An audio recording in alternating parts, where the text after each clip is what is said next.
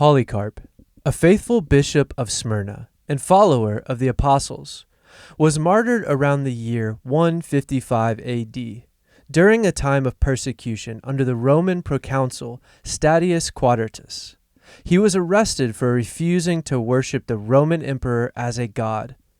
Polycarp, though old in years, stood firm and said, 86 years have I served him, and he has done me no wrong.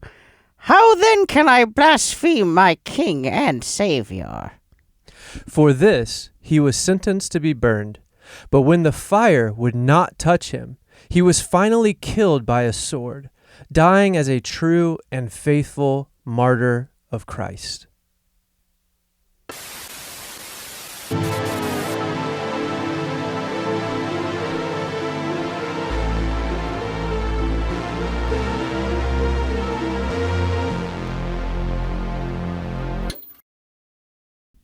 So, the Pope. There's a guy in there. There's one. There's one. The new guy. The new guy. Can we still call him the new guy? I think so. I mean, it's like maybe, I don't know. I feel like your first 90 to 180 days. It's still like your trial period. Yeah. Yeah, because it's like... He's on the free trial of the Pope. Yeah. They still have the ability to kick him out. I don't think that's true. Can they? I don't think they can kick him out. Can they? The thing is most popes don't.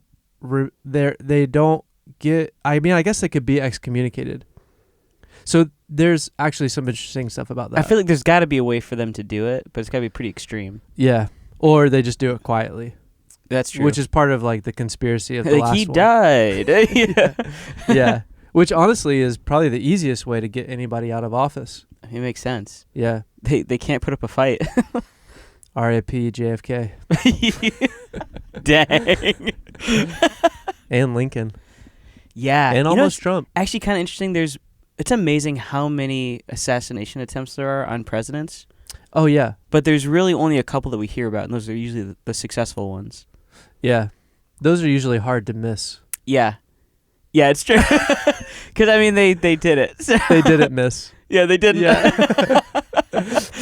We've talked a little bit about the Catholic Church, and to be honest, we probably need to do from a modern Protestant view historical rundown of. Yeah. Because I think I've even said things the Catholic Church held it together for 15 years, but the truth is, for 15 years, 1,500 years. Over 15 years. The truth is, it's really more like 15 years.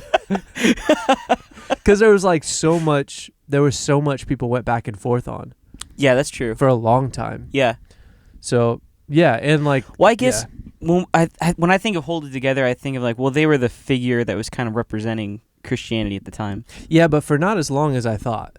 Oh, really? Yeah, because... How long? Well, I mean, theoretically, you have, the common idea is that the East and the West split around 1050 AD. Okay.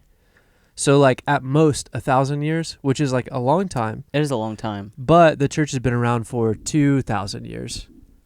Yeah. So only 50% of the last... And then when did Martin Luther... 1500s. Split? So, okay. So you don't... So really for 500 years it was the Holy Roman Catholic Church. Yeah, but then you have the Celtics. That's true. You have the Ethiopic. You have these branches. Yeah. And that kind of exists also at the same time as the Catholic Church. True. Yeah, that's true. Because they have a bunch of stuff preserved for a long time, and the whole thing about are they holding the Ark of the Covenant?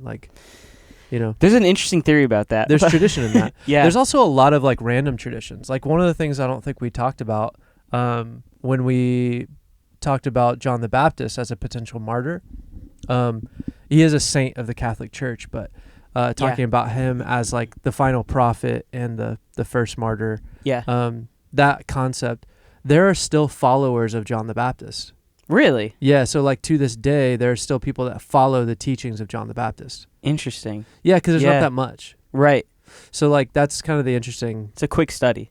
Yeah, because, and in the Synoptic Gospels, we see that John the Baptist had followers. He had disciples. Yeah. So that's why there's some confusion That's very there of like, interesting. are you Yeah. a follower of John the Baptist? Are you a follower? Yeah. You know. So like you have a little bit of that, and because you also have like you have like Judas Maccabeus. You have like, true. and then not that long after Jesus, there's another like so-called Messiah, Jewish Messiah, Yeah. who was Yeah. more of like a he was more like Judas was, Judas the Maccabees. Maccabee. Yeah. Where it was like a zealot, like what Yeah. they thought Jesus Yeah. was going to be. Yeah. Also, did you know that Judas Maccabeus also rode in on a donkey? I didn't know that actually. Yeah, but he did it in a military way. No way. Yeah, so it's like the humble idea of Jesus coming on a donkey. It's not that it hadn't been done before, Right. because it's part of the prophecy. And also, it's not like a new thing to Judaism. Correct. It's Yeah. also a royal steed. Right. And that's what I mean, because that was the whole thing with it was Solomon, wasn't it? Or who was it? I don't know. I don't- That would be hard for me to pull. I can't remember who it was. It was one of the sons of David. That was his way of like proclaiming, like, I'm the new king. Might have been was- Absalom. You might be right about that. Yeah. Because they put him on a donkey and had him ride through the town and I had think it would've everyone been- declare like, "Oh, he's our king." Yeah. Yeah, I mean that's what Roman emperors did, but they did it on a white horse. Yeah. Which is funny because that's like the language that we get from Jesus' second coming, Yes. is like riding in on a white horse. And the symbolism is that's the conquering horse. And he has a Yeah. sword. Yes. So like that's what would have happened in the Roman world is there's a new emperor or there's a new Caesar, and they ride through on white horses, and they basically say, "Repent, for the day of the Lord is at hand." That's like what they would have said. Yeah. And if you don't, then they'll They just cut your head off. cut your head off. Yeah, Yeah. which is kind of crazy. So like there's all that history, but then like okay, so the popes. Yeah.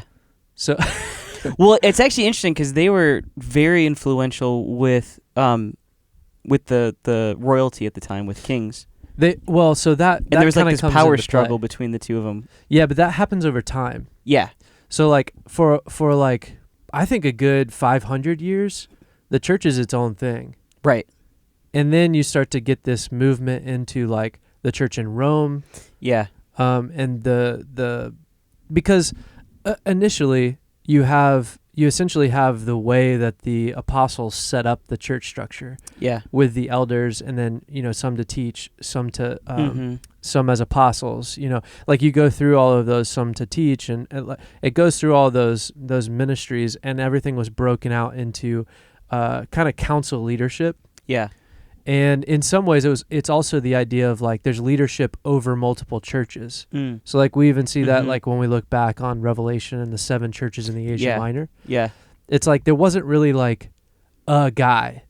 It was Right. like there was always the apostles, Mm-hmm. and then like Peter is he's essentially the lead of the church in Jerusalem. Yeah. So then Yeah. that's how it was. It was like there was a pastor of each area. Yeah. And then the apostles going out to establish churches. So there's not like a guy. Right. And that happens for like a long time. And then eventually, really Rome is where like the guy who's over the church in Rome just kind of starts to decide like, this is mine now. Yeah. And I'm the ultimate You listen one. to me now. Yeah. Yeah. And that's where you start to get the split like later on. Yeah. But I thought that this was interesting. So there's some controversy and there's some like questions around the Pope. And the funny thing is like with anything, there's like quick news cycles. Mm. So like at this point in the world, and with how much information and data we have, even stuff that like we're not even really supposed to know about, like we don't hold on to information for very long. And it might be shocking for a moment, but then it's just like, yeah. I mean, we forget about it by the weekend most of the time. Which is why I think, like, we've Yeah. talked about this a little bit. It's why I think we're moving away from a culture where there can exist things like atheism or a denial of gods. Because I think what's going to eventually happen is like you're just going to start accepting all of these things. Yeah. And eventually it's just going to be like our world is going to shift very quickly. Yeah. And you're just going to be like, oh yeah, the CIA had they ran operations where they were remotely viewing into other parts of the world. We're like, yep. Yeah, that's just like something that happens. Yeah. It's like, meh. Like no one's really talking about it anymore. Well, I think that's the interesting thing with, even when we look back at decades, Yeah. and it's like, oh, like the 70s, 80s, 90s, 2000s, and even if you go back further than that, it's like they all have like this iconic thing about them. Yeah. And then I feel like it's gotten harder and harder to pin down like what those things are. Yeah. And it's because trends move so quickly. Right. Yeah, I mean, you think about even with like the 90s, it's like it's easy to be like, oh yeah, there's that huge thing that happened or this huge thing that happened. I mean, even we talk about like Pogs. True. It's like that wasn't like over in a month. Well, and that's why like they used to make like world books and yearbooks. Yeah. So like they used to literally make yearbooks for like the globe. Yeah. And like these are the major things that happened this year. And that was the way that you learned about stuff. Right. Yeah. And the truth is like they could still do that. Yeah. The problem is to be like I actually don't think Well, it would be that much more information. You're just getting a lot of localized well, I think information. that's what it is because at that time it was harder for information to travel quickly. That's true. It took a long time for it to seep into the whole world. Yeah. So trends lasted a lot longer because everyone was getting into it slowly. Yeah. And then by the time someone else is dying out over here, this person's new and excited about it and invents something new about it. Yeah. And they're like, oh, now I'm reinterested in it. Yeah, that's true. But now it's like, oh, within 2 weeks, everyone's already explored every possibility of it. Yeah. So then it's like, all right, time to move on to the next thing. Yeah. Yeah. Which is why it's hard to believe that like back in the day when communication wasn't that quick, we can look back on it now and see that inventions were happening in different parts of the world without them knowing that they were having breakthroughs at the same time. Right. Which is such a wild idea that on the other side of the world, somebody is having the same type of breakthrough technologically, which is interesting. But I decided I was going to do this because I feel like there's like some controversy around Leo. Yeah. Right? And every pope chooses... Because he's from Chicago. That's... Yeah, he's part of the Obama family. I don't know if anybody said that. They probably will. Probably.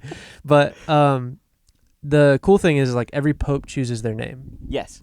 And there's like a long lineage of like essentially if a pope chooses their name, they tend to do it in regard to the last person that held that name. Meaning like if we were going to take an equivalent of that in a presidency, if you're like, all right, I'm going to take on a name, and you're like, all right, I'm going to take on the name Clinton, then you would be making the statement that you're going to run the government like the Clinton, like the Clinton that came before you. Yeah, that makes sense. Or at least in the spirit of. Yeah. So like the popes actually do this, which is part of the reason why. I mean, a lot of the royal families do this as well. True. I mean, even rest your soul, Queen Elizabeth. It's like that wasn't her actual name. Oh. That was the name that she chose. Really? I'm pretty sure. I don't know. Comments? I'm like 75% sure about that now since you questioned it. Well, I just assumed the royal family, they just named them royal names. Oh, no, they eventually like choose their name. Or they have the option to, I should say that. Okay, that makes sense. Yeah. I mean, that kind of happens too, like when you get married, you know? True. You can kind of choose your name. The fact is, you can actually do that at any point in your entire life. Yeah, we could go change our names right now. You can also just do it. Well, they're closed right now. Yeah, because it's 4 a.m. Yeah, in a couple hours. But, I mean, you can also just choose your name and make people call you that without legally changing it. That's true, yeah. We can do whatever we want, Paul. Yeah. We live in America. It's America. But one of the things I thought was interesting is I was like, all right, Pope Leo. Isn't Leo part of his name already? Like it's part of his birth name. I think it's his brother. Isn't his brother's name like Louis or something? His brother's name is Louis? I think so. Maybe I should have looked this up. I can't remember what his actual name is. Well, I'll look it up. Okay, cool. Because that would make sense. Because obviously his name is Leo. It's going to be hard to find that. I love that we can look it up, though. Popes. Nope. What's the Pope name? Here, you talk to the people. Hello, people. No, it is interesting, though. I think the one question that I would have for him is, how quickly can he look at the books? How quickly does he have to wait before he can read the books? Because I've been talking about these for many episodes, and it's like I just want to read. I just want to see it. Okay, this makes it even better. Yeah, I'm with you on that. That just goes back to like we want to become Catholic before we go to the Vatican. Just so I can just get my hand on a couple books. So he was Cardinal Both of them, Robert, not just one. Robert Prevost. Okay. So not Leo at all. I think his brother's name is Louis or Louis. Okay, well that's not Leo. No. But it's closer. It's in the same family. Starts with an L. Yeah. And it's got an O. But I decided to do this really quick. And I'm going to do this really quick, okay? Okay. I'm going to like speed through this. Speed. Okay, so he is Leo the 14th? Yes, the Leo the 14th, which means there's 13 Leos that came before him. Leo the Great is the first Leo, Pope Leo the First, and he was the Pope from 440 to 461 A.D. Dang. Okay. 440 to 461 A.D. Huh. So the first one was So his theological leadership, he authored the Tome of Leo, which was pivotal at the Council of Chalcedon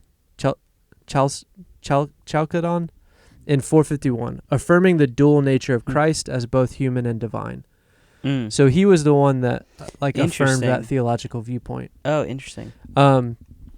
Yeah, and he strengthened the role of the papacy in both spiritual and temporal affairs, earning him the title the Great.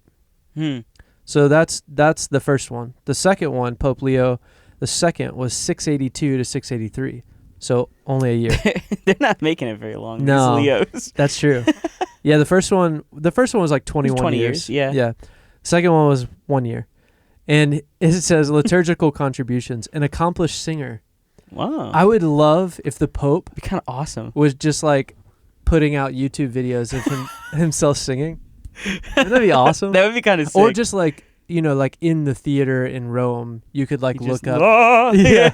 Like, dang. There's the Pope Pope's again. got pipes. Pope's got pipes.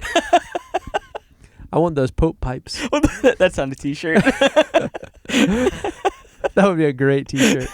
Pope's got pipes. Pope's got pipes. He was an accomplished singer. He promoted church music and enhanced the liturgical life of the church, which is cool. And he condemned the monothelite heresy. It got pipes, and it's the Pope singing. Okay, keep going. And he reinforced Orthodox Christology. So let's jump to Pope Leo III. Okay. 795 to 816. So another 20-year run. Okay. Yeah, that's pretty good. I think. No, 10-year. We can do math. He crowned Charlemagne as Holy Roman Emperor on Christmas Day in 800. That's kind of sick. AD. Yeah. A defining moment that shaped the medieval political landscape. Yeah. Church-state relations. This act of him doing that established the precedent of papal authority in conferring imperial power, influencing the dynamics between the church and European monarchies. So Pope Leo III establishes Charlemagne as the Holy Roman Emperor. Yeah. On Christmas Day, which is like a big deal. That's pretty wild. So that kind of establishes that like blending and the influence of the church in the European monarchies. Yeah. Yeah. And then Pope Leo IV, 847 to 855. So these are a little bit closer. Defense initiatives, rebuilt and fortified Rome after Saracen raids, including constructing the Leonian Wall around Vatican Hill. Military leadership, organized a coalition that achieved victory at the Battle of Ostia in 849, protecting Rome from further incursions. So now after that last Pope Leo, now you get to the Pope Leo IV, who's actually leading military battles. Which is crazy to think about. Very weird. So then Pope Leo V, 903 AD, brief papacy. He only got that 1 year. His reign lasted only a few weeks before he was deposed and imprisoned, leaving little time for significant contributions. So they call him Pope Leo the Brief. Pope Leo's briefs. That's all he wore. Yikes! In prison. So there was a pope that was imprisoned after just a few weeks. That's crazy. Bad choice, council. I kind of want to find out what he had to do. We can look that up later. Yeah, true. Pope Leo the Comment Sixth. below what he did. Pope Leo the Sixth, 928 to 929, limited impact, due to the brevity of his papacy and the tumultuous period known as the Saeculum Obscurum. Probably just the name of it made it short. He loved Harry Potter. Did I just cast a spell? I think so. His contributions are not well documented. Dang. So all I'm learning is that Pope Leo the 14th is going to last like a month tops. Either that or he's going to be a military leader. Yeah, true. But not a great line of people. He also likes walls. So there's... Pope Leo the Seventh, 936 to 939. Monastic support granted privileges to the monasteries, notably the Abbey of Cluny, fostering monastic reform. Interfaith policies took a nuanced approach to Jewish-Christian relations, forbidding forced conversions but allowing the expulsion of Jews who refused baptism. So basically at that point, so this is 936 to 939, he had a nuanced approach to the Jewish and Christian relationship. But he forbid forced conversions, making Jews become Christians. Yeah. But allowed the expulsion of Jews who refused baptism. That's interesting. Yeah. So what that kind of implies is like there must have been Jews in the church. Yeah. Which is interesting. But we won't get into that. No, that's a different conversation. Pope Leo VIII, 963 to 965, controversial election. His papacy is disputed due to the political turmoil of the time, with debates over the legitimacy of his election and actions. That's all we know about him. What a legacy to leave behind. Pope Leo IX, 1049 to 1054. Critical time. Why? Church reforms. He initiated significant reforms to address corruption, including combating simony and enforcing clerical celibacy. East and West schism. His papacy saw the formal split between the Roman Catholic and Eastern Orthodox churches in 1054. That's interesting. Yeah. Which he died in 1054. So it was the last thing he did. So during Pope Leo the Ninth is when you get the split of the Eastern Orthodox and the Roman Catholic Church. Yeah. And then Pope Leo X, 1513 to 1521, Renaissance patronage, known for his lavish support of the arts, contributing to the cultural flourishing of the Renaissance. Sounds a little sketchy. His authorization of indulgence sales to fund St. Peter's Basilica construction was a key factor leading to Martin Luther's 35 Theses and the Protestant Reformation. So this was interesting. So Pope Leo X, in 1513 to 1521, what Pope Leo X did was part of what sparked Martin Luther to write his 95 Theses. Because so isn't this crazy? It's like so it's not building very well. No. I'm going to save what I think might happen next for when you finish. Wait. But here's something crazy about that. So what he did was he wanted to fund rebuilding St. Peter's Basilica. So he actually came up with indulgences. Yeah. And indulgences in the Catholic Church is still a practice that exists today. And basically what that means is if you have a family member that has passed away, you can actually pay for them to lower their time in purgatory. Yeah. And purgatory is something that the Catholic Church believes is a waiting place to then go to heaven. Yeah. And a lot of it's based off of like how much bad stuff you did. Yeah. It's like you still got to work out some more things where you're allowed to go. Yeah. Yeah. And he just made up the idea of indulgences. And he did it in order to fund the renovation of St. Peter's Basilica. That's crazy. Which was a key factor leading to Martin Luther's 95 Theses and the Protestant Reformation. Isn't that nuts? That's so wild. So Pope Leo XI, 1605, short reign. His papacy lasted only It's a common 20. theme with these guys. It is because the ones that don't are doing crazy stuff. Yeah. His papacy lasted, like, think about that. Pope Leo was like one of the Pope. There was the Pope Leo that was responsible for the split of Eastern Orthodox and the Roman Catholic Church, and then the other Pope Leo was responsible for what led up to the Reformation. So 2 major church splits out of the Catholic Church. And one of them's been to prison. Yes. Yeah, one of them was imprisoned after 2 weeks. Yeah. What was he trying to do? If that's what these guys were able to accomplish. I don't know. And this isn't making stuff up. I mean, this is just history. Yeah. So Pope Leo XI, 1605, his papacy lasted only 27 days, earning him the nickname Papa Lampo, Lightning Pope. Is that real? That's what it says. I want that on a t-shirt. Papa Lampo. Papa Lampo. Papa Lampo. That's my new EP. Papa Lampo. Pope's got pipes. Pope's got. I love That's it. the shirt. Okay, that's gonna be my next EP. Papa Lampo. Actually, that would be a great band name, by the way. That could be our Martyrs Road band name. That'd be sick. Papa Lampo. Means lightning pope. With minimal impact due to the brief tenure. Oh, I actually like that. That's crazy. Pope Leo XII, we're getting there, guys. 1823 to 1829. Conservative policies enforced strict moral codes and anti-Semitic laws, including prohibiting Jews from owning property. Yikes. So he literally prohibited Jews from owning property. Anti-Semitic much? The other guy's like, you don't want baptism? Out of here. The other guy's like, just out of here. Yeah. Oh, and you can't own anything. Yeah. Educational reforms. Centralized education under church control, reflecting his traditionalist approach. All right. Pope Leo XIII. I actually haven't read this one, so I'm not sure what it's going to say. 1878 to 1903. Social teaching pioneer. Issued the encyclical Rerum Novarum, addressing the rights of workers and laying the foundation for modern Catholic social teaching.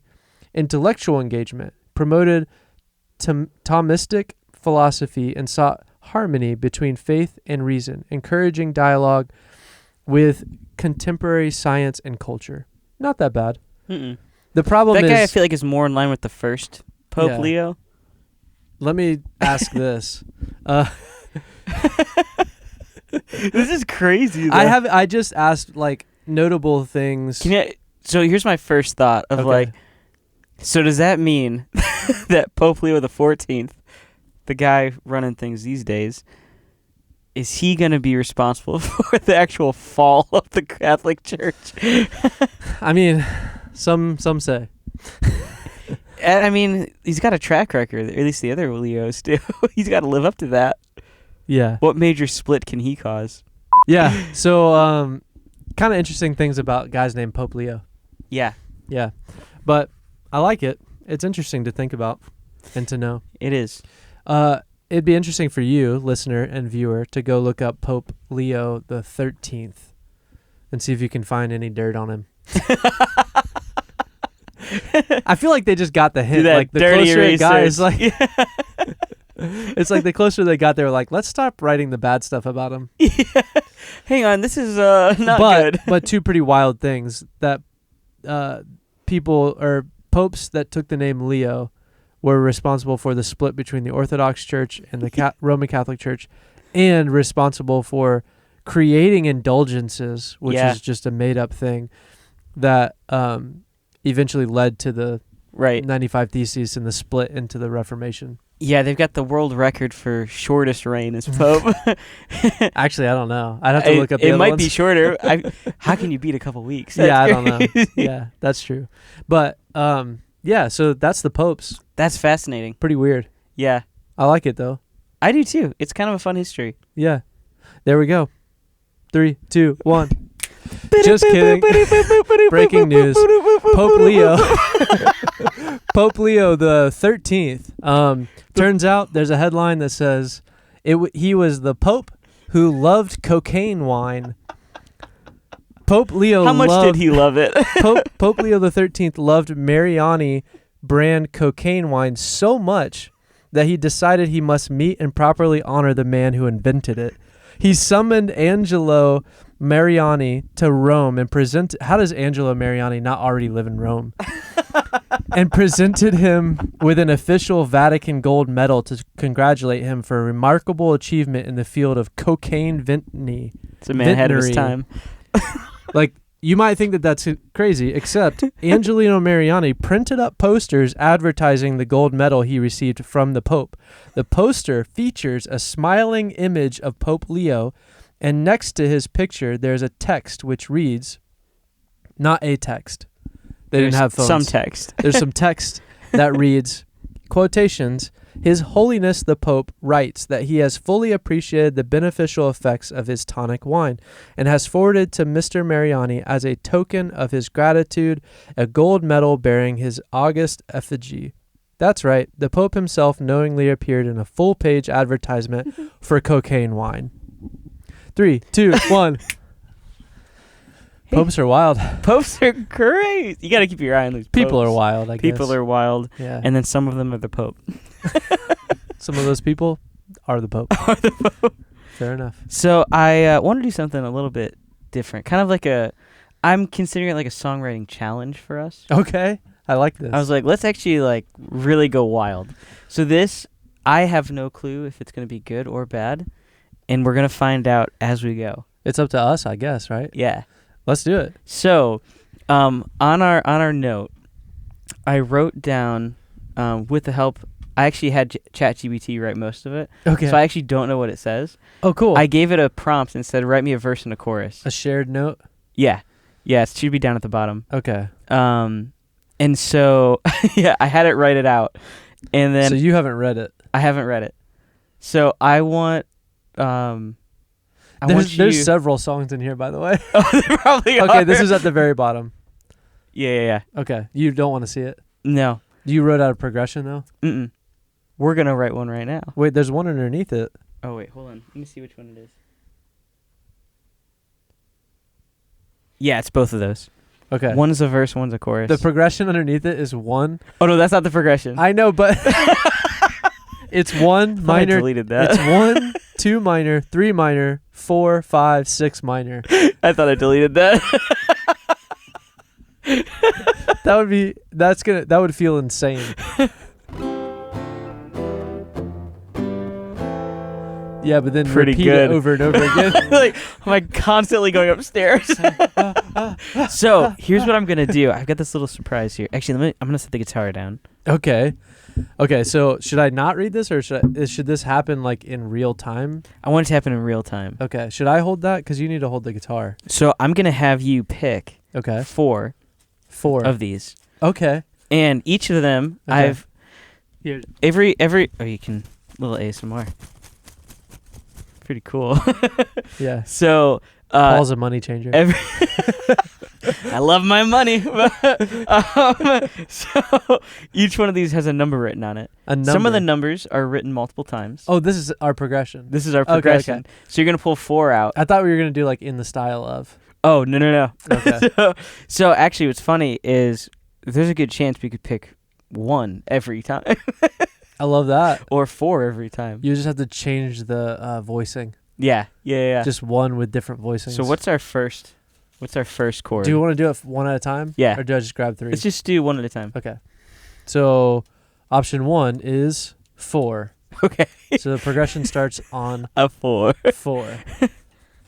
Oops, we're losing them. That's Progression 2. Yeah, there's not this many fine. Oops. chords. No, I just wrote them down multiple times. Second one is 1. Okay, so I don't even know if they can see that. 4-1. 4, 1. Pretty normal so Pretty far. standard so far. 4, 1. Did you put some weird ones in here? 2. Is that Okay. a major 2 or minor 2? Minor 2. Okay. Or it could be major. I just put 2. So 4, 1, 2. Yeah. I don't hate it. No, I don't either. Get a 5. We need Give me a a 5, please. It's going to be a 3. It's a 5. Is it actually? Yes. Look at there. The Lord has smiled upon us. I don't know if you can see that. It may not be focusing. So we've got a 4. 4, 1, 2, 5. Are you okay in C? I can change the key. I don't know. Well, We could be okay in any key. That's true, because we don't know what's going to happen. No, we don't. So, I'll go...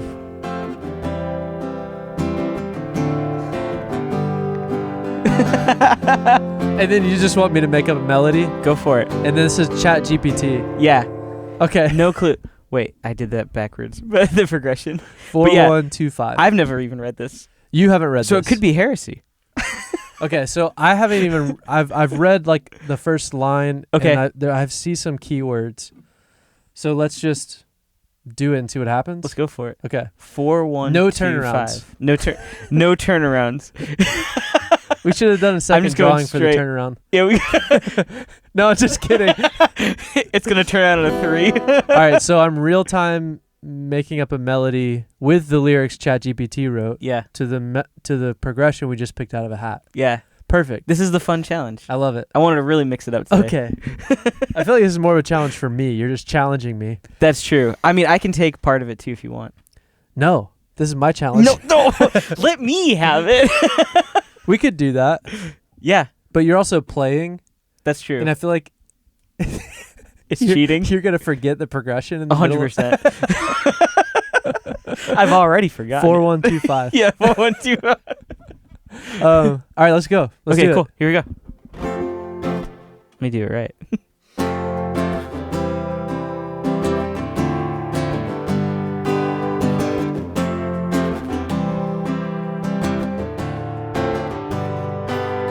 Their names are etched in chapel dust, in catacombs and weathered stone. They sang while flames erased their flesh. Still humming hymns we'll never know. We speak in static, cracked and low. A podcast from this modern Rome, trying to echo what they live with borrowed breath and microphones. So here's to the martyrs, brave or unknown, lit up like lanterns when the sky had gone cold. We honor their life, at least we try, to threads their stories through Wi-Fi. Their silence roars in a humble show, so we speak to their names. We speak to their names on Martyr's Row. On Martyr's Row. On Martyr's Row. We speak to their names on Martyr's Row. We speak to their names on Martyr's Row. We speak their names on Martyr's Row. We speak their names on Martyr's Row. We speak their name on Martyr's Row. Nice. I liked it. That was good. Thanks. That was great. There's some like sneaky things in there, Yeah. but I feel like we shouldn't redo this. No, I actually like it. Okay, It's a one-take wonder. cool. Should I explain anything I just did? Yeah, let's do it. So like one of the things I tried to do is I tried to like every 2 lines, because it's 1, 2, 3, 4, 5, 6, 7, 8 lines. Yeah, because one of the things I will say, I wanted to make it a little bit nicer for you and try to have like a natural rhythm and flow. So that was one of the things that I put it in it. It was like, make sure it rhymes. Yeah, that helped. Because then every 2 lines I adjusted something, Yeah. and then so it made it like kind of build. And then in the chorus structure, the front half I left it kind of simple like the verses. And then the back half, I changed the pattern to make it go faster. Yeah, So that, because like that's a really good like double chorus concept. which is cool. Is like you switch up the phrasing in the back half. And I was kind of expecting you to go there, Okay. which worked out well. I Yeah. was like, oh, he is doing it. Cool. The funny thing though is the last line says, "So we speak their names on Martyr's Row," Yeah. which is great. I kept saying we speak to their names, Mm. which is very Catholic of me. Well, it works out today. But I kept saying it over and over again because I'm like, this is not correct. What am I? And then finally, that's when I was like, we speak their names, because I was like, oh, there it is. Oh, on. We speak their names. Yeah, we speak their We names. speak We their don't names. speak to their To their- names. So that's like a little bit in the back. I like that. That's cool. I think that worked.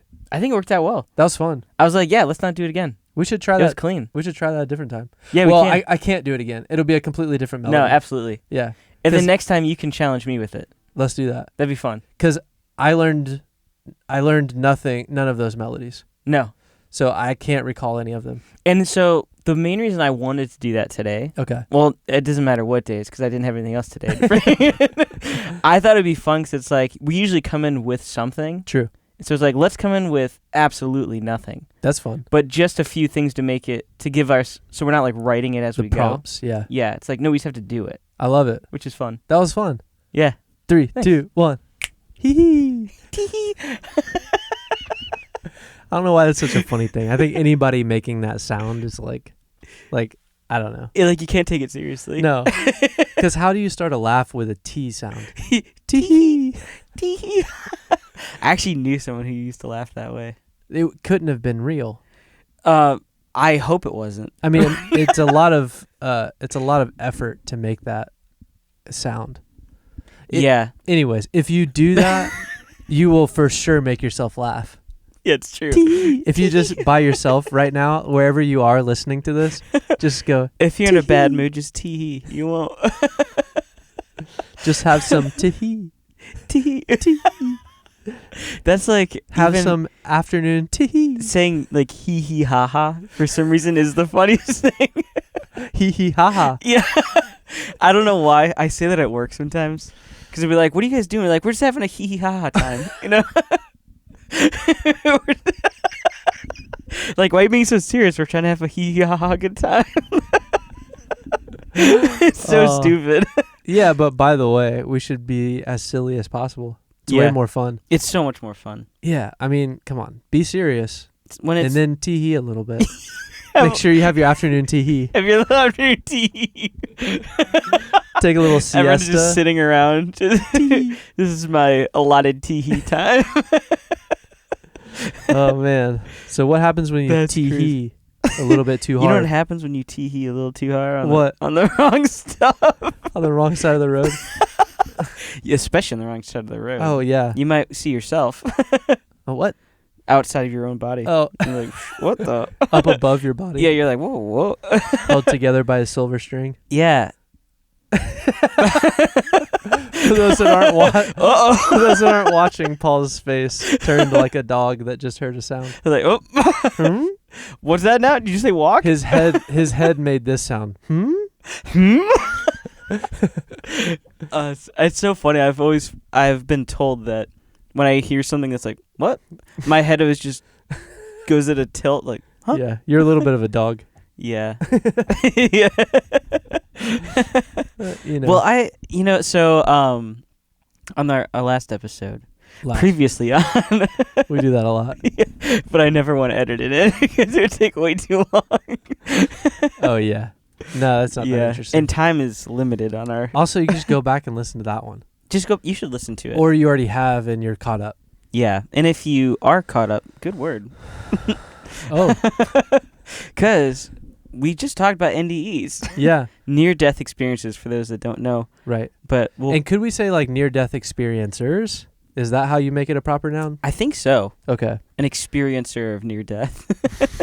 Yeah, of almost dying. So I mean, the big and thing. and that's not like almost being dead. It's almost dying, Yeah. which means finite. Yeah. So like, Yeah. it's not like you didn't die, or the person didn't die. It's that they didn't stay dead. Yeah. Essentially. Yeah. I think the word that a lot of people say, it's like you were basically almost at clinical death.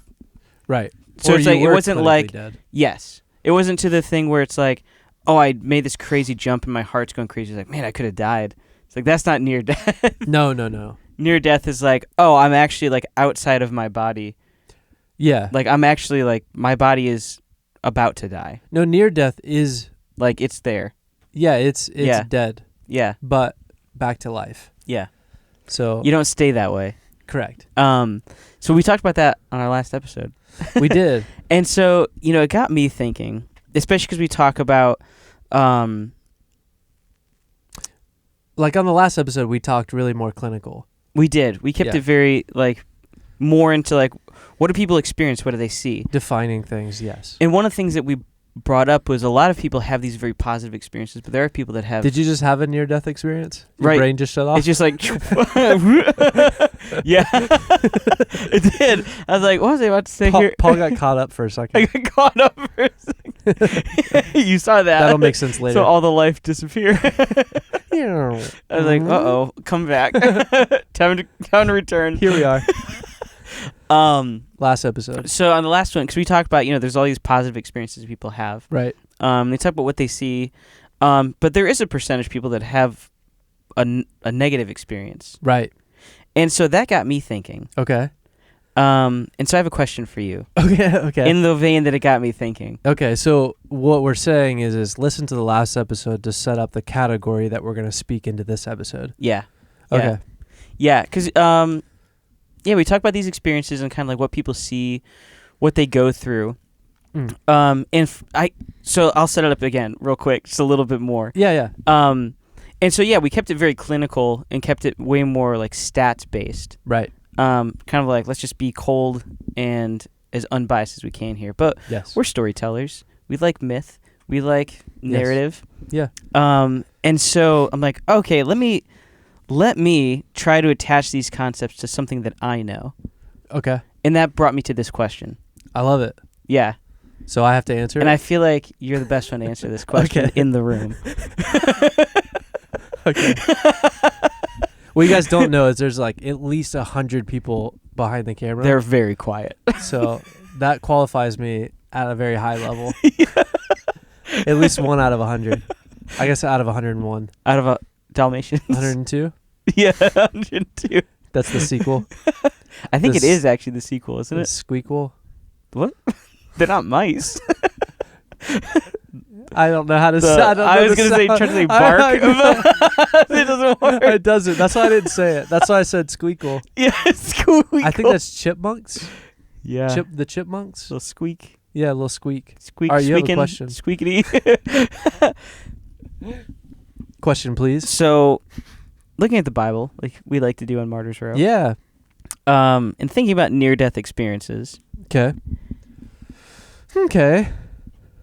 Jonah, big whale Jonah, big boy fish boy Jonah. Do I need to call an ambulance? Are you okay? Believe it or not, I am alive and breathing. I don't think Jonah was a fish. No. Big boy whale Jonah? But, Oh, big boy whale Jonah? fishy fish Fishy boy. McFisherson? Fishy McFisherson. So, Jonah, Jonah. from the Bible, I know him. did Jonah, Okay. from the Bible, Yeah. fish Jonah, Fishy McFisherson? did Jonah go Huh. to hell? Oh. Oh, Oh. Hey. sorry, HE double hockey stick. Hey. Little Did children Jonah go listening. to heck? Children crossing. Was Jonah Xing his way down? Was he jaywalking down to the lower Well, that's probably parts? what got him there. The lower regions? That's somehow making it worse. Yeah, it is. So your question is what? Did Jonah go to hell? All right. So NDEs, did Jonah go to hell? Well, I have an idea of where to start trying to unpack this question. And I know a lot of people are like, how does that even make sense and relate? Well, I'm going to let you deal with that. well, and so to be honest, I think the first thing I think of, The first think I thought. I done think the thought that I did to I had a little think in the nog. my brain worked. Apparently we're both dead. It is 4 a.m. to be fair. But the thing I always think with biblical stories is like there's a bunch of cartoon elements. Yeah. So I always think of who's the tomato? Bob?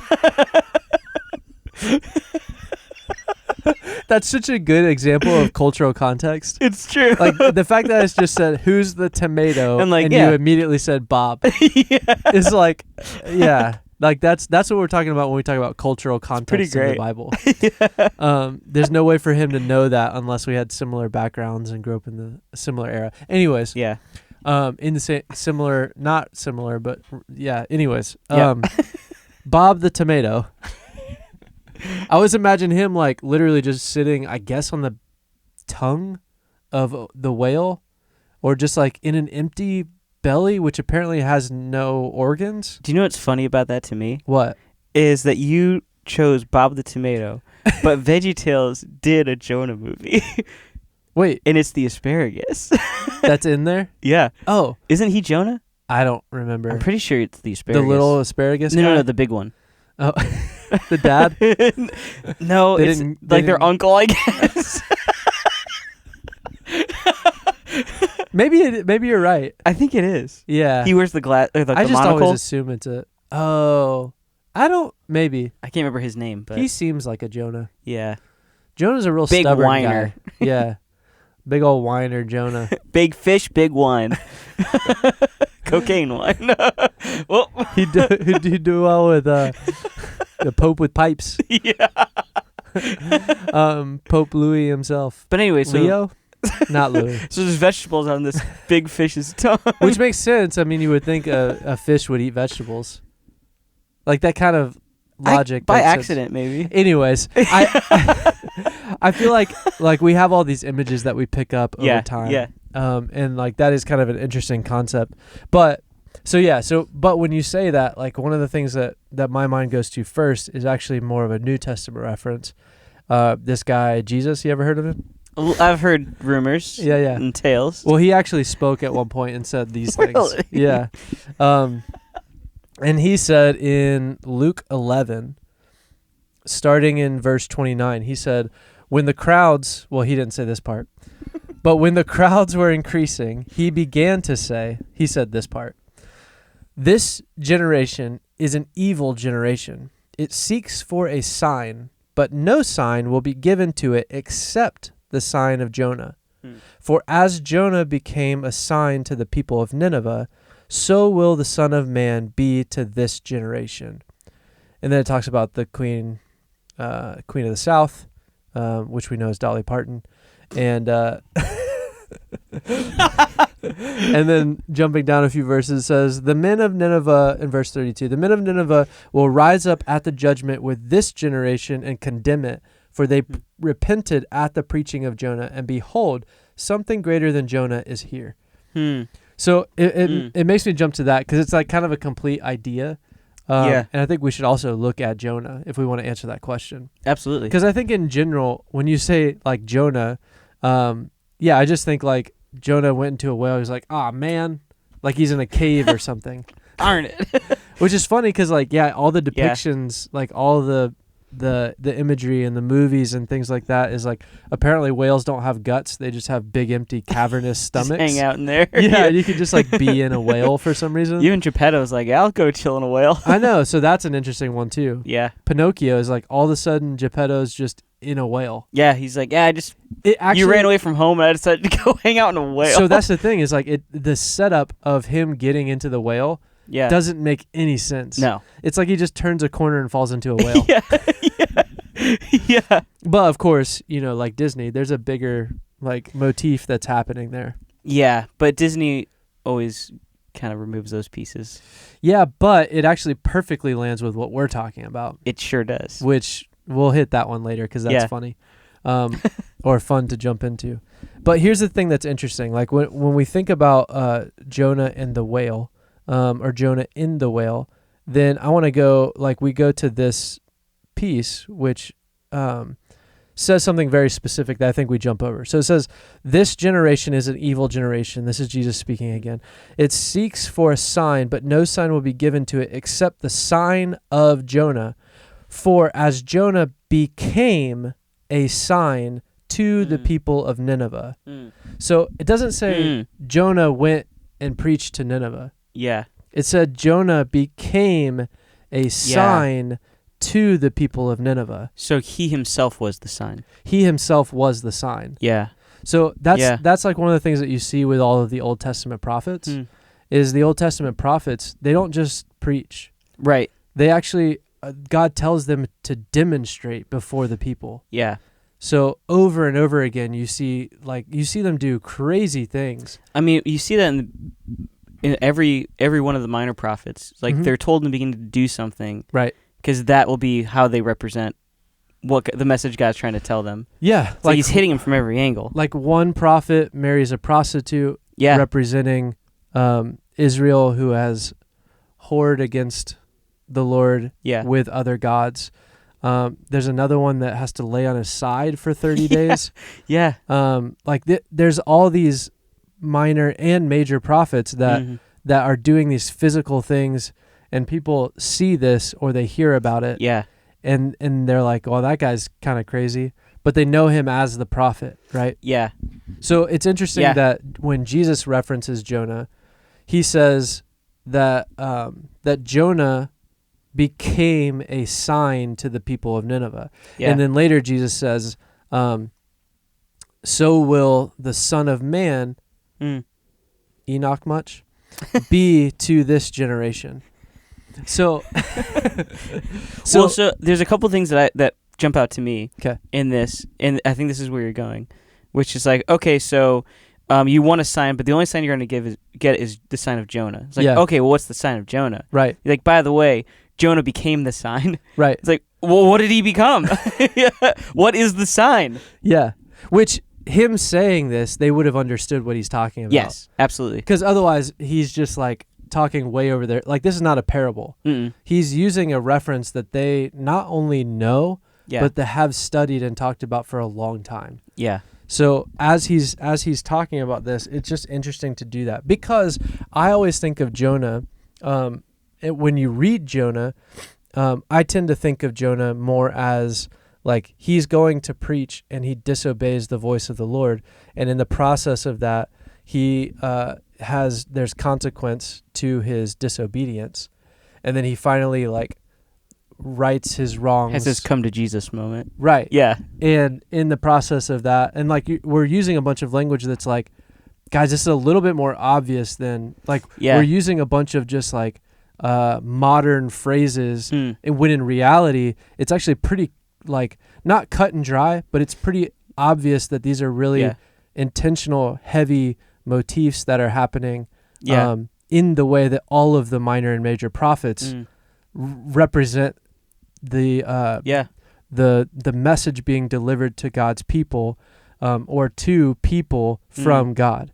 Yeah. So it's almost like it's different than angels. Jonah is a weird one to pick too. When we think about like how, at least for me growing up and with people around me, when we think about Jonah, you think like, oh yeah, he's the whale dude, and then he whined and complained because God wouldn't destroy a city. Right. It is like, that's how we know him. It's like, yeah, why does he deserve a space in the Bible? Yeah, exactly. But then Jesus references him. Yeah, so it's like, okay, so it's actually significant. Yeah. So why is it significant? Right. So what do we see with Jonah? So let's jump into that. So what we see with Jonah is God tells Jonah, go to Nineveh and tell the people to repent. And God is offering judgment. And it's funny because we talked about this a little bit with Abraham and the covenant, where God says the iniquity of the Amorites is not yet done in 400 years. Yeah. And it's funny because when the Israelites go in finally to the promised land and they're told to wipe out the Canaanites, that iniquity that is fully complete in the Amorites, which the descendants are the Canaanites. Like, we look at that as like he was waiting until this time for the prophecy to be done. But in reality, really the story is telling us, hey, I'm going to give them another 400 years to turn and repent. Yeah, absolutely. You know what I mean? That's what it is. Yeah, so there's grace in that. Yeah. Hey, their iniquity is not up yet. Yeah. So we're gonna, like, their time is not up. Hopefully they'll turn and repent. Yeah. But if they don't, then this is what will happen. And as a brief aside, in bringing in the last week's episode, it's that view of we can't compartmentalize God, right, and his attributes, because he doesn't do that himself. Right. He's demonstrating justice and mercy and grace at the same time. Yeah, and it's not like the New Testament is full of grace and the Old Testament is full of judgment. It's like, no, each one of them is full of grace and full of judgment. Yeah. It's equal parts. It's just how we read back onto it. We just assume that we read that onto it. Yeah. When it's funny, because the Old Testament especially, because we like to overemphasize the wrath of God in the Old Testament. Mm-hmm. It's like, well, okay, let's actually like read what they're saying. Yes. And they don't say what you're saying. Right. Yeah. And in there you see a lot of moments like that where it's like God gives them 400 years to turn and repent. Yeah. But then also you see in Jonah where you have this people, Nineveh, who are actively worshiping other gods, and they are similar to Sodom and Gomorrah. Yeah. There's these deep sins that are an abomination to the Lord. Yeah. And he's giving them an opportunity to repent and turn. In fact, they what we find out is they do repent and turn. And that's not a spoiler because we just read that in Luke 11, right? Also, if that's a spoiler, you've waited 2,000 years to read this. Sorry, dude. I think it's time for some spoilers. Yeah. In fact, that's what preaching is. Let's just... it's a book study. Yeah. Sunday school is just spoiler alert. It's spoiler alert. Here's what's actually happening in the story. No, I didn't want that. You ruined it. I wasn't to the end of the Bible yet. Now there's no point in me reading it. But yeah, so in Jonah, what we see is the book of Jonah. In chapter 1, we basically see God tells Jonah, hey, go to the people of Nineveh. Well, people of Nineveh is like modern day, or it's people of Assyria. It's Eastern. So anyways, the people of Nineveh, I won't get too much into geography because that's not what we're talking about. But the people of Nineveh are, essentially not worshiping God, not worshiping Yahweh. So he goes, hey, I'm going to send somebody to go and preach to them and tell them to repent because I don't want to destroy them. Yeah. But I'll have to for their wicked ways, right? And so what he does is this whole story of Jonah is on behalf of Nineveh. Yeah. He basically tells Jonah, go do this. And Jonah's like, nah, dude, they don't deserve that. Destroy them. Yeah. Yeah. No, you should destroy them. They don't deserve that. So he decides he's going to go the opposite direction from Nineveh. He gets on a boat and he sails away from Nineveh. And as far as you could go. Yeah. Yeah. And as he's doing that, there's massive storms, right? Yeah. Chaos happens, right? So in the sea with Jonah, chaos, which is represented in the waters throughout the Old Testament. Yeah. Or throughout the scriptures, that chaos ensues, and it starts to be chaotic for the crew who has Jonah aboard. And they eventually are like, what is going on? They're like, there is a God that is angry with us. Why? Because they believed that there were gods that were active and working in creation. Yeah. Because that was their experience. Well, even when we think of the sea, right? It's like we see that we've talked about that in length, about the Sea of Galilee, right? And when Jesus is walking the water and the water starts to shake, yeah, they're like, "Oh no, Sheol's coming for me!" Right? The ghosts are coming. Yeah. And it's like, so if they're on this boat and they feel that in the sea, it's like, well, of course that's what they would think. Right. Because that's what their belief is about it. Yeah, the waters become troubled. Yeah. And when the waters become troubled, there's a fear because waters represent chaos. Yeah. And even in the creation story and in other creation stories, water had to be tamed because it was the chaos. It represented the chaos. So chaos is ensuing in the waters. And eventually Jonah's like, sorry, guys, it's me. He's like, I'm the problem. Yeah. Just throw me overboard. So he gets thrown overboard, and the water's calm. What's also interesting about that, too, when we think about it from, let's take Jonah's view of that as well. It's like, so his goal is to get as far away from Nineveh as he can. Yes. And he realizes, oh, me doing this is actually at the cost of everyone else on board's life. Yes. Well, I don't want to go anyway. Right. So if you toss me overboard, I can't go if I'm dead. Right. You know what I mean? Yeah. And we think about that. It's like even on like a cruise ship, if someone falls overboard, it's like you got to get them quick. Yeah. Because the waters are freezing. Yes. Yes. And there's a lot of things that want to eat you out there. Yeah. Like whales. Like whales. Yeah, exactly. But also you have this idea that Nineveh is this place, it's this people that God's heart is after. Yeah. And in order for Jonah to get there, in this instance, he's being disobedient and runs the other direction. And he goes as far the other way as he can. Yeah. Which is part of this sign, stay with us. Because part of the sign that relates to Jesus, the Son of Man, is that he goes as far away from the people of Israel in order to eventually save the people of Israel. Yeah. So Jonah goes as far away as he can, but he does it in disobedience. Yeah. Where Jesus does it in obedience. And when he goes in disobedience, he gets thrown over into the waters, into the chaos. Yeah. And then the waters calm. Yeah. And which then is very significant. It is. Yeah. Because it's like chaos was hungry. Yes. And they consumed, right? Yeah. And chaos consumes Jonah. And so in this idea, Jonah then goes into the water. And it says, when Jonah prayed to the Lord, his God, from the belly of the fish. And I think this is maybe where the imagery comes from of like Jonah's just like sitting there. He made a campfire in the empty belly of a fish. You know what I mean? Yeah. But that doesn't mean Jonah is just in an empty cavernous belly. Yeah. It means Jonah's being eaten by a whale. And he's probably squished in there. Yeah. And he's probably crying out with his last opportunity. Right. Because whales are not empty caverns. Right. They're full of guts and stuff. Yeah.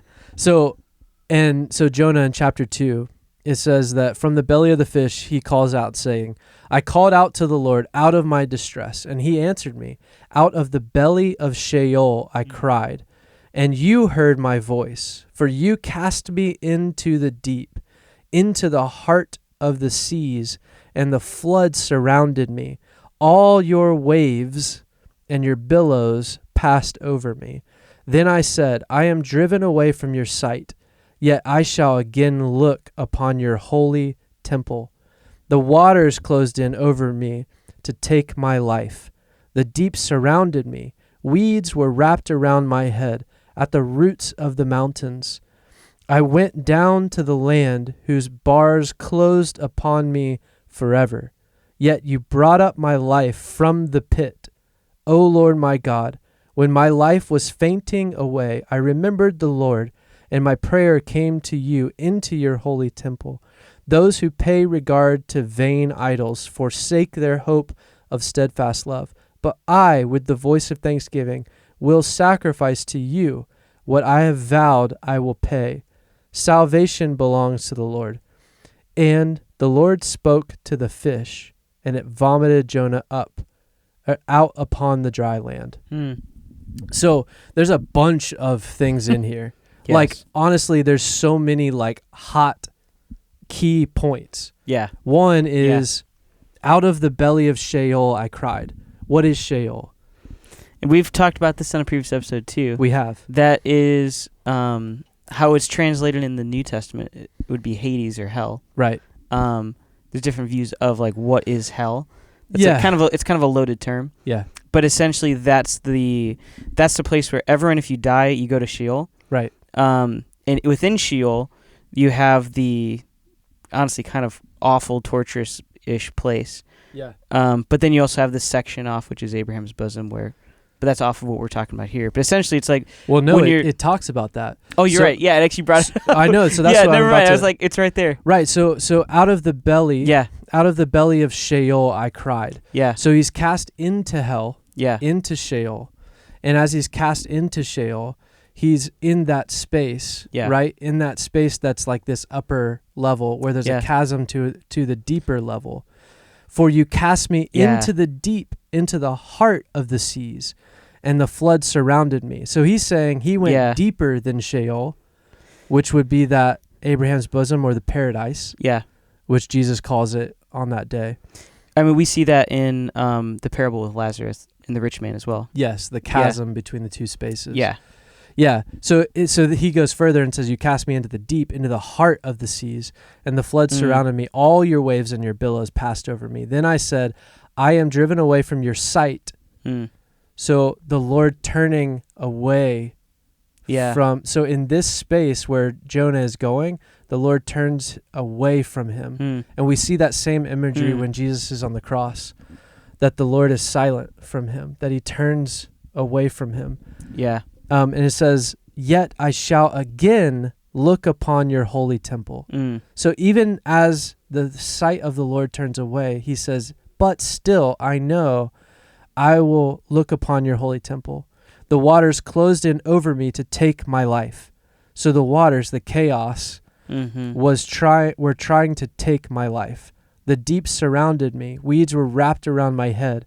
At the roots of the mountains, so at the depths of the mountains, and we've talked about potential what mountains would mean. I went down to the land whose bars closed upon me forever.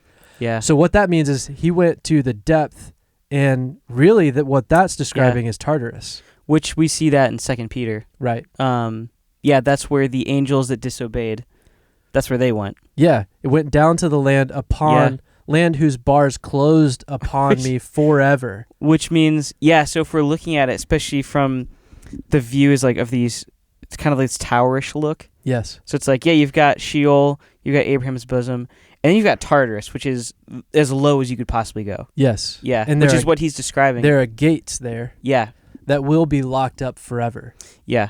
And that's that. Well, they are locked up. Yeah. Right.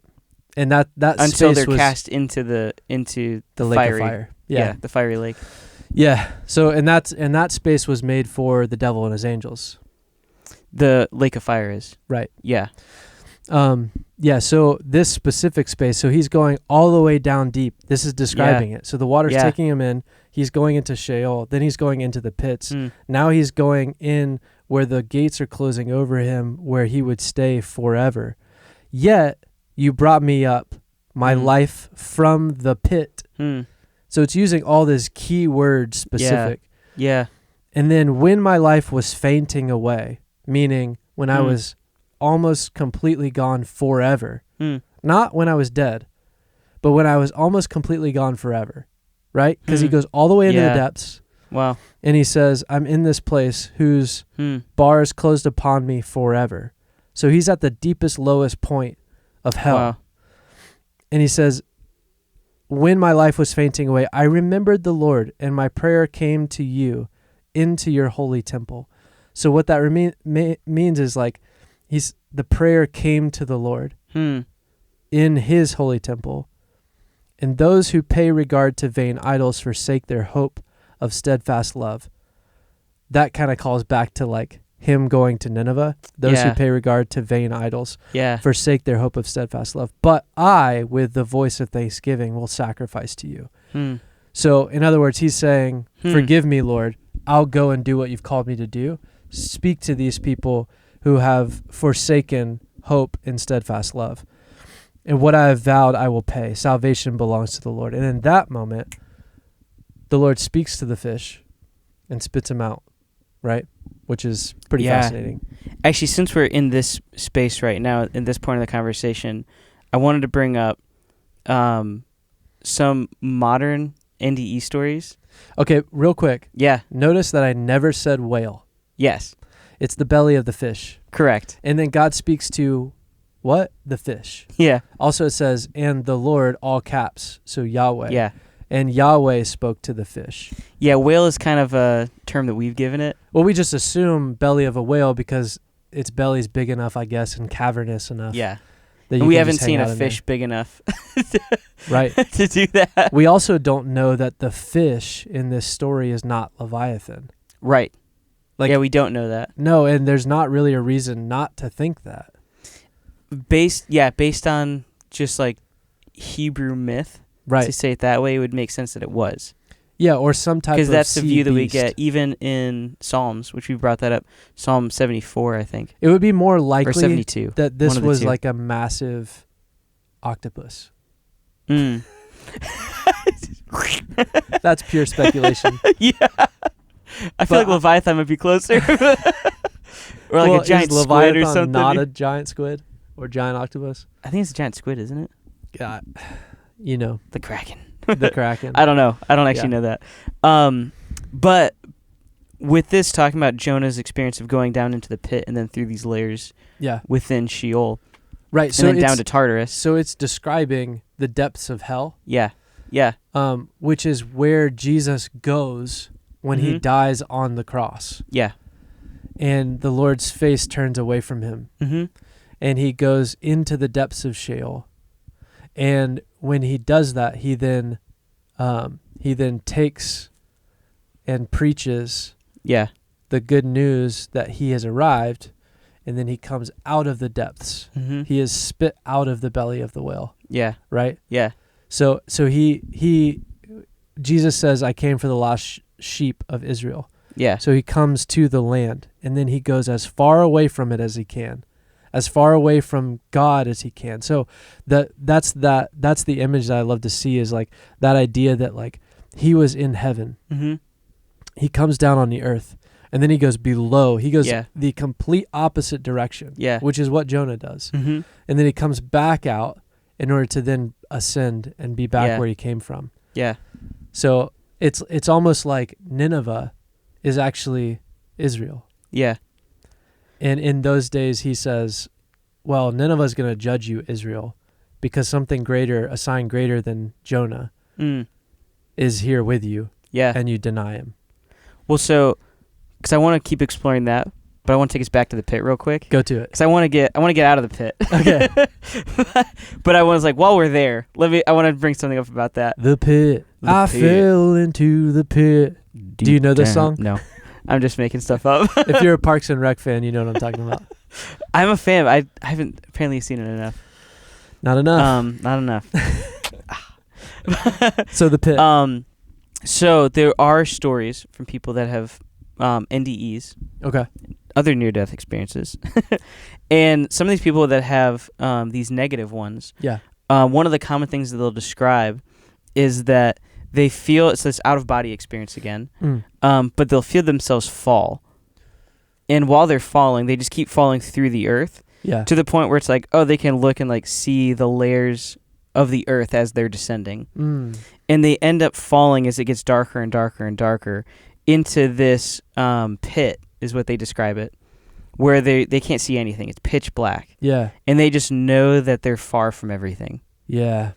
And so when I hear that language from Jonah of like, oh, I'm down in the pit, and then he keeps falling, Yeah. and it's like, oh yeah, there's these people that have these NDEs, and they experience a level of that. Right. Where like they're stuck in the pit. Yeah. Like they're not all the way down yet. Right. They haven't fully gone. Yeah. But they're stuck in this weird in-between spot above Sheol, Yeah.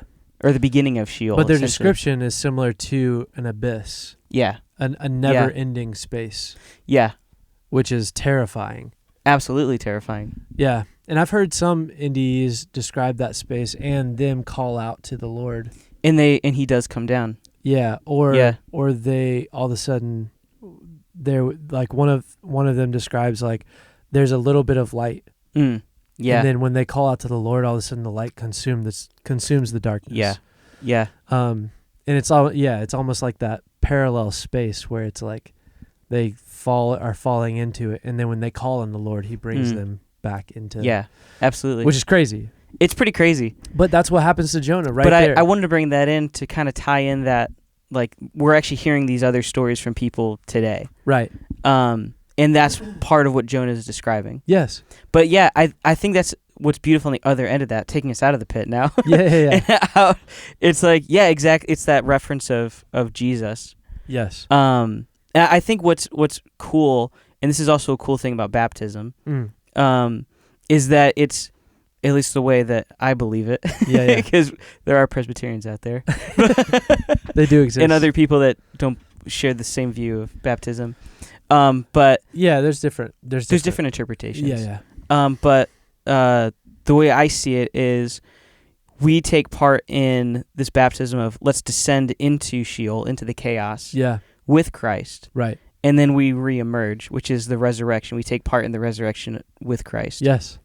And that's that representation and showing like he did this. Right. And I want to show that I identify with what he did, and I believe that, and I'm confirming that. Yeah, to use some modern evangelical language, it's like you leave the old man in the grave. Yeah. Like you go into the depths of the water, into chaos, and then you come back out of it resurrected to new life. Yeah. That's that idea, which is really Absolutely. cool. And that's literally what's happening with Jonah. That's exactly it. And that's the sign that Israel is receiving is that idea. And it's cool that when you read that, it's like Jesus is actually pretty explicit about it. Yeah.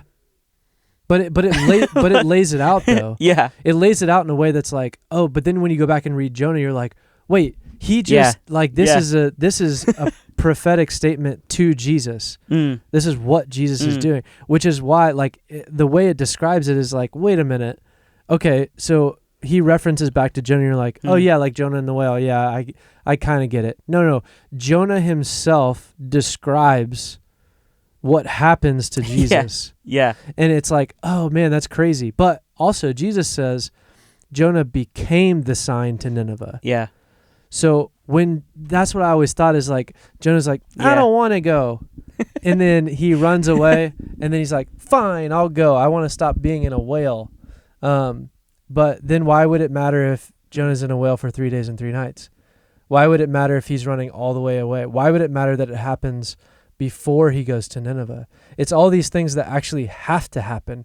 You could actually look at it and go, technically Jonah had to become the message to Nineveh, not deliver a message, but instead he had to actually go the opposite direction, go into the whale, die, come back to life, resurrect, and then go to Nineveh and explain his story.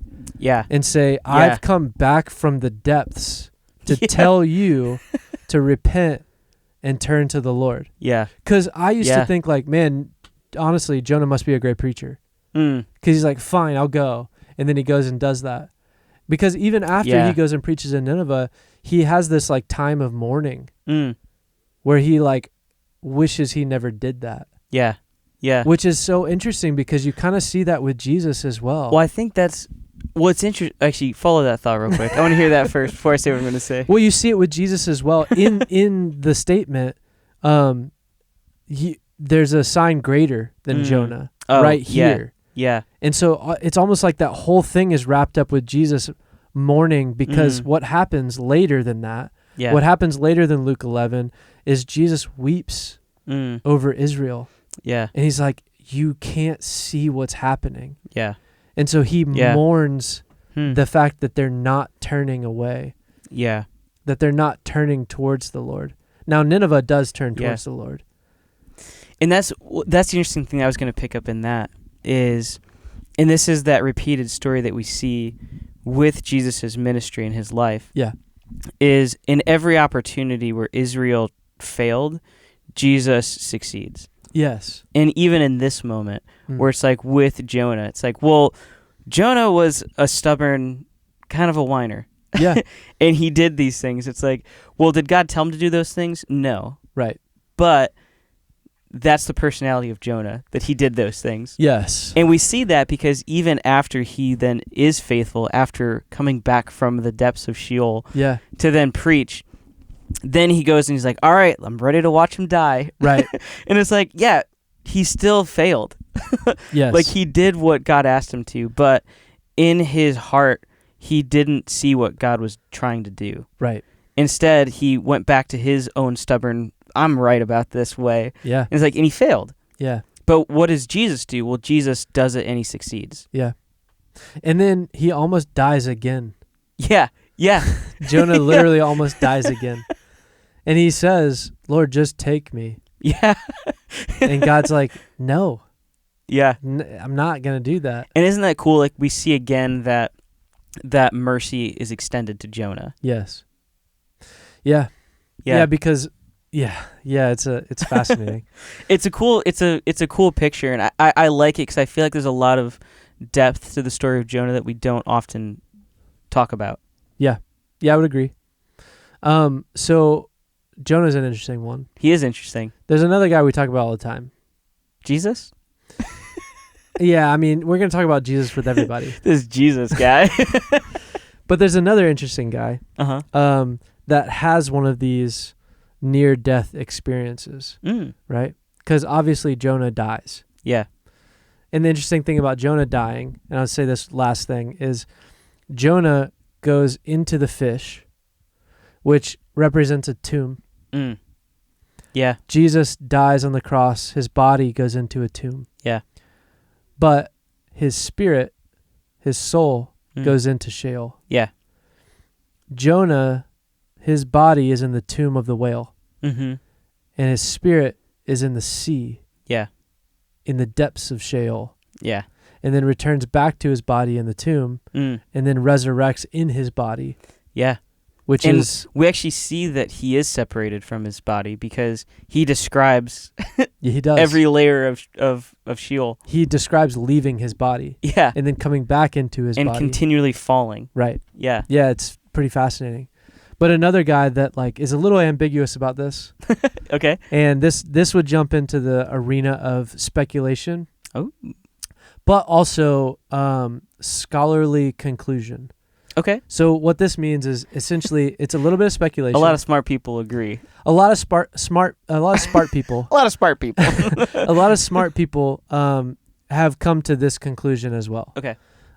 So there's a guy who talks about just kind of oddly in a letter to a church.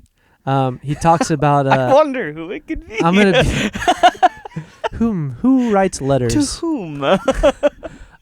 He writes a letter to a church, and he describes, and he kind of facetiously talks kind of cheeky about this guy that he knows, which is probably just him. I have a friend, and hypothetically speaking. Yeah, but I love the context in which he says it, and we'll get there in a second. But who talks about going and visiting the third heaven. And this same guy that talks about visiting the third heaven, when he describes this, there are things that he can't mention or talk about. And there are some mysterious things about this guy. Yeah. And there's a couple of things that I want to mention. Can we pause there real quick? Yes. You said third heaven. I did. Is there a first and a second? There are. And where might one find these? So can you talk about that a little bit? Yeah, so it's actually, this is one of those things that, oddly enough, like we talk about that with the podcast a lot. It's like, there are things that are like, what's in this closet? Like, what's behind this door? And it's like, sometimes that thing's like, whoa, we really need to talk about this.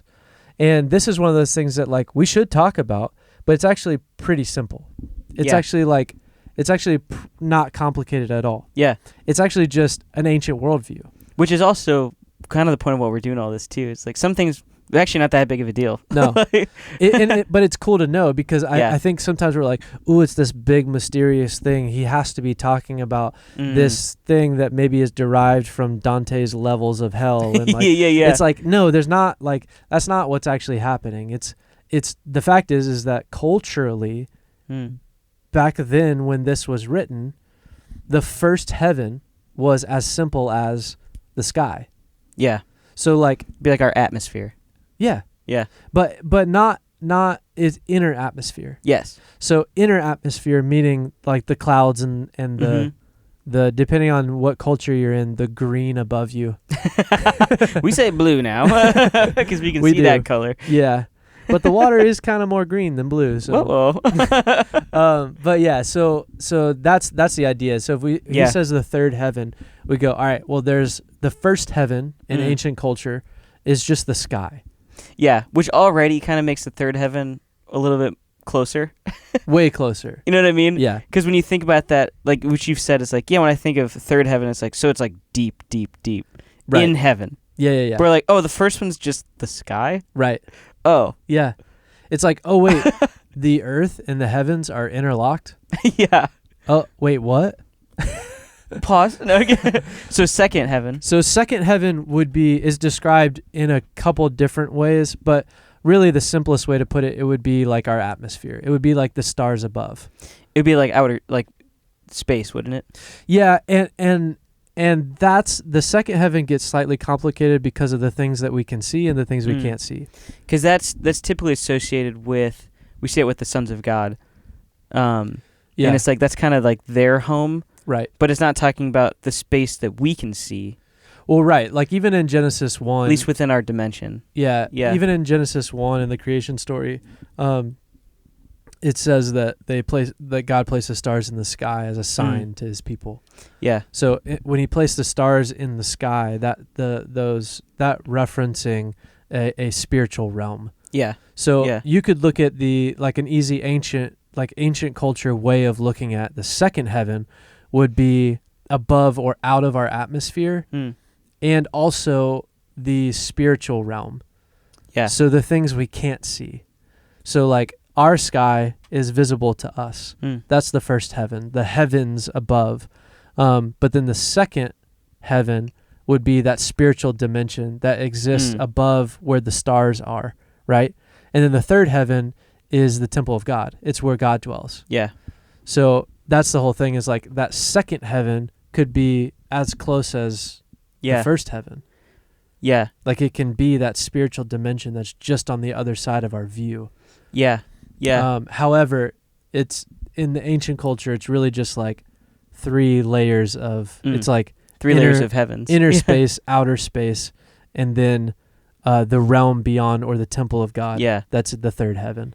And to marry that to the term we use today, third heaven would just be heaven, is what we would call it. Yeah, the traditional, just like where God is. Yeah. Where God's throne is.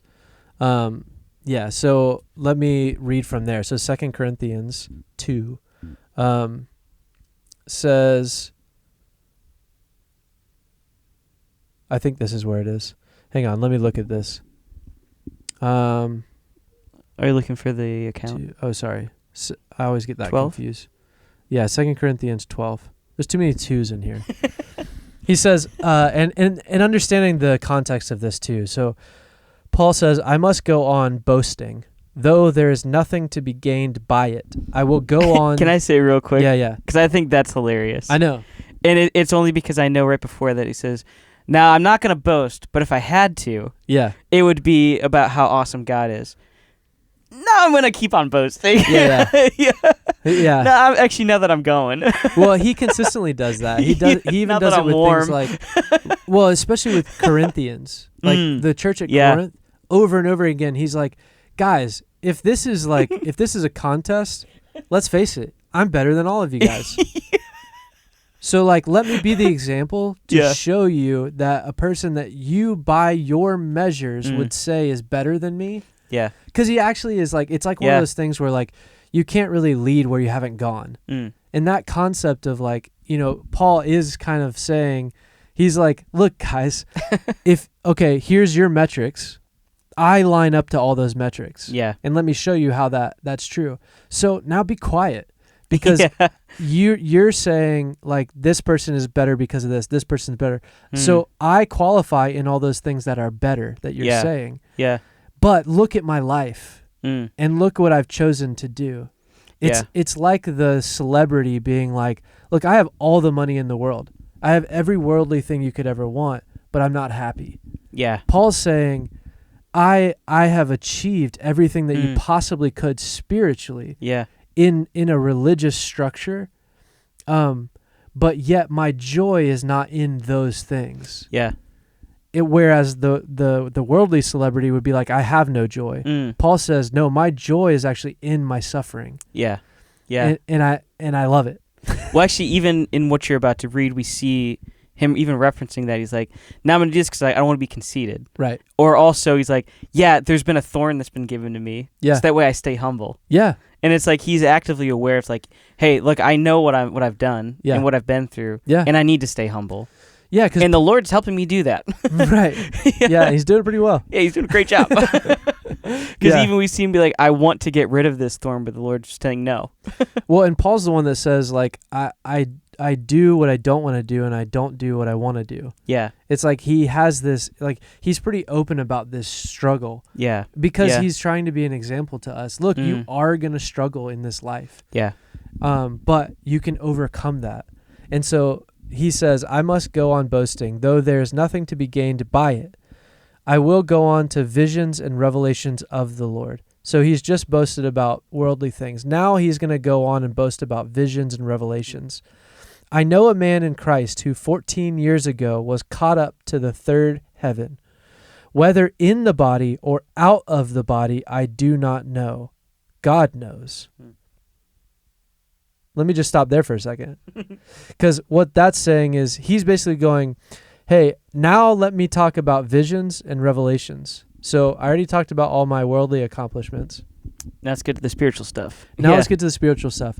Visions and revelations. And he says, I know a man in Christ who 14 years ago was caught up to the third heaven, whether in the body or out of the body, I do not know.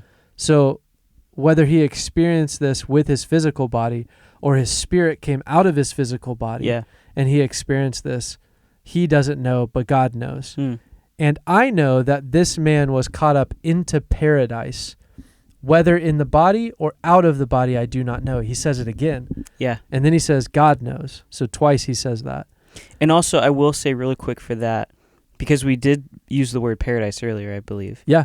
And it's important here. It's like that's part of the cool shift between pre-Christ and post-Christ death and resurrection. Yeah. Where before, paradise was referring specifically to Abraham's bosom in Sheol. Right. But now the term has changed. It's like paradise means heaven or the third heaven. Yes, which is not final destination. It is still a holding place until we have he comes again. Yeah. Because paradise, the first time, edition 1, first edition paradise, was in existence for the righteous to wait for the coming of the Savior. Yeah. He already came the first time. So second edition paradise is where we are in the New Testament. Second edition paradise is not in Sheol. Yeah. It's in the heavens. Yeah. And second edition paradise is also there as a holding place waiting for the Savior to come again. Can I say something touchy about that? Yeah. And this is you're gonna see why this is touchy. I love it. But it's like for me when I hear that, it's like, okay, well, why? What do you mean? You know what I mean? So it's like, well, why was the place there? Then all of a sudden it's up here, and now it's like, why did this move? And I think what's cool about that is when we see it all has to do with the preeminence of Christ. Yes. Where before Jesus was incarnated as a man and died and resurrected, he was not preeminent over death. Right. Because he had not overcome death. Yeah. And so, which is interesting, that's where people are like, what, are you saying that God isn't better than anything? No, I didn't say it. Said not yet.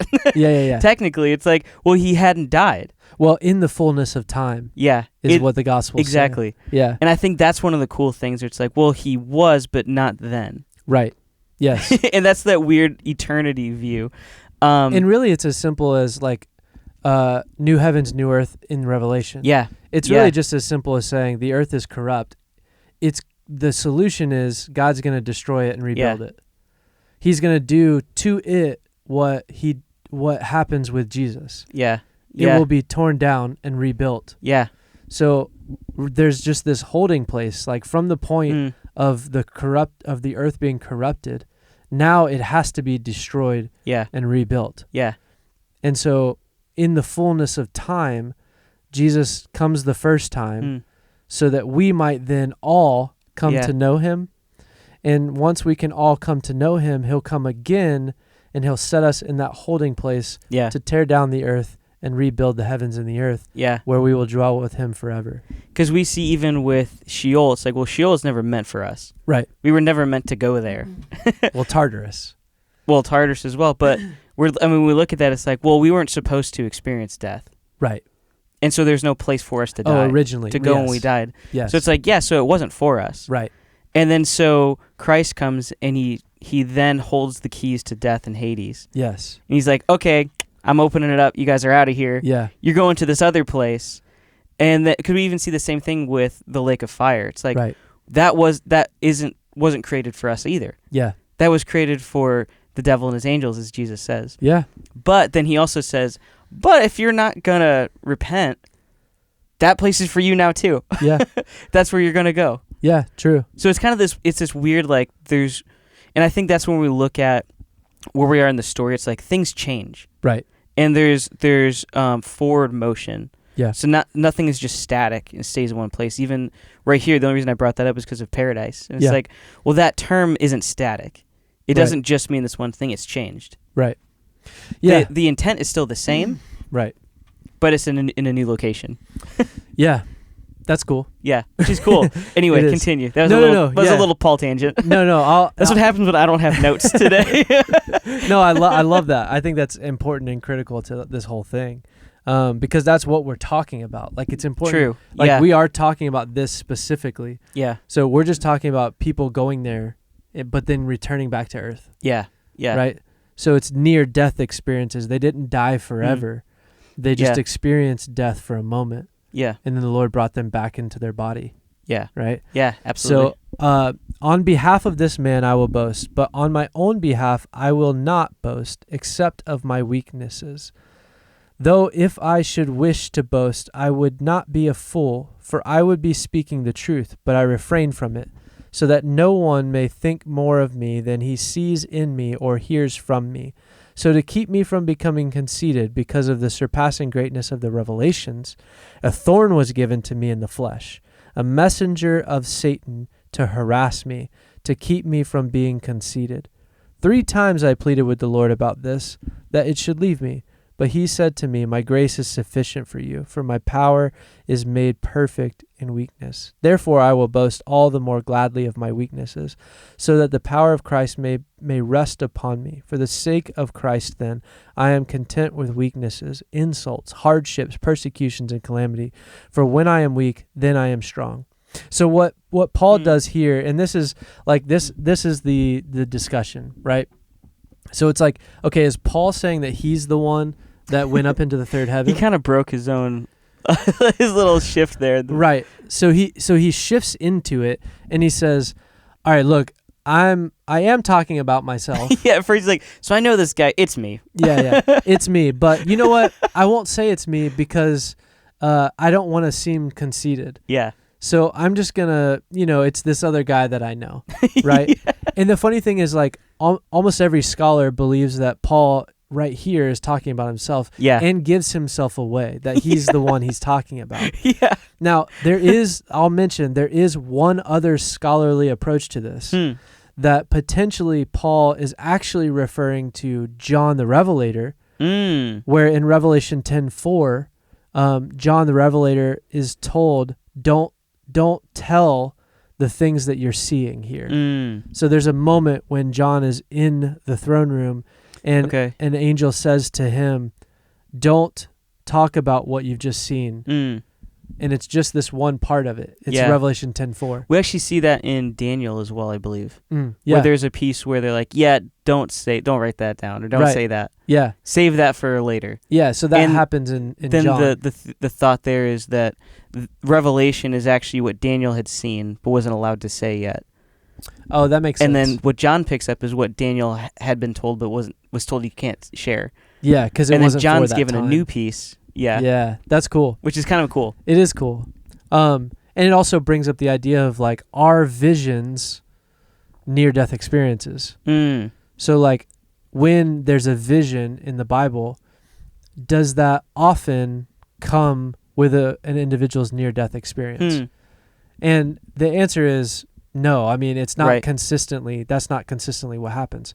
However, I think it can happen when you... Right. Yeah. However, there are these moments like Jonah Yeah. dying in the belly of the whale for being dead for 3 days and then rising up out of that. Yeah. But then you also see this moment like Paul, where he says he was basically he had visions and revelations.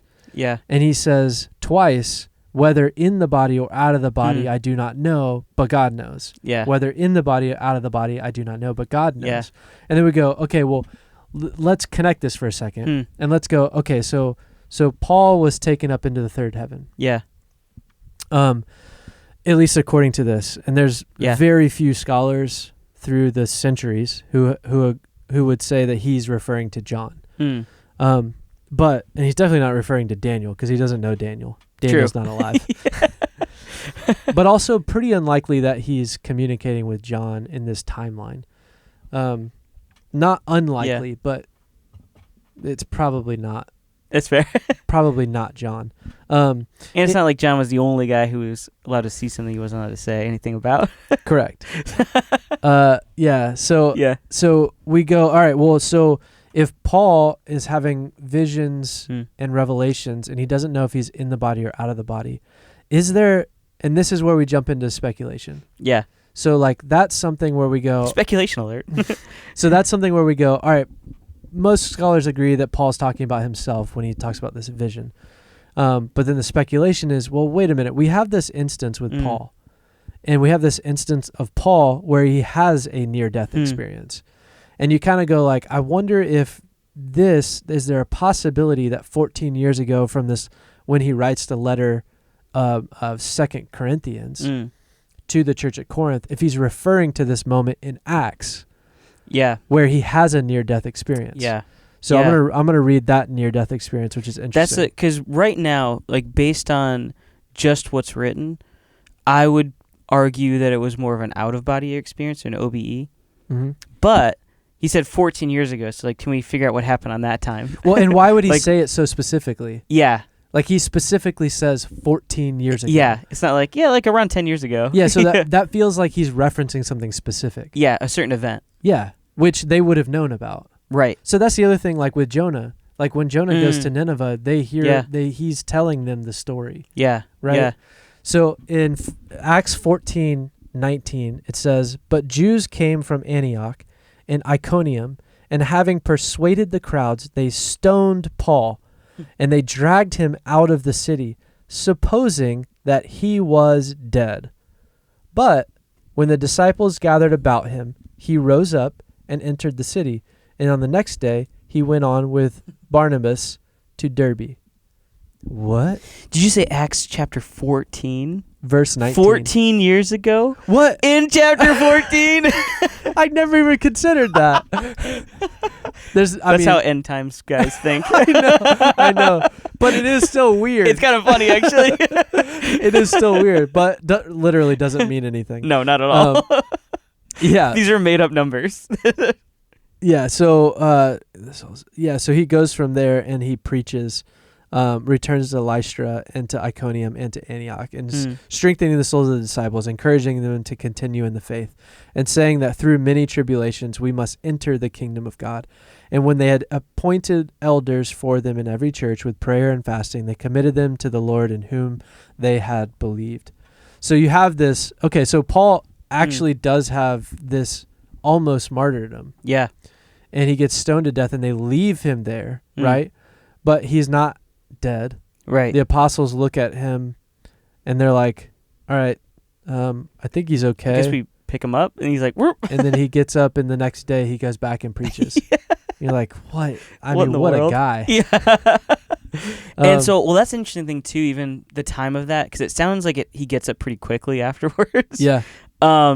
And that kind of speaks to like these people that have these near-death experiences. There's a lot of time distortion, Mm-hmm. where they'll be out of their body for what feels like, like a full day or hours, but really it's been like 10 minutes. Right.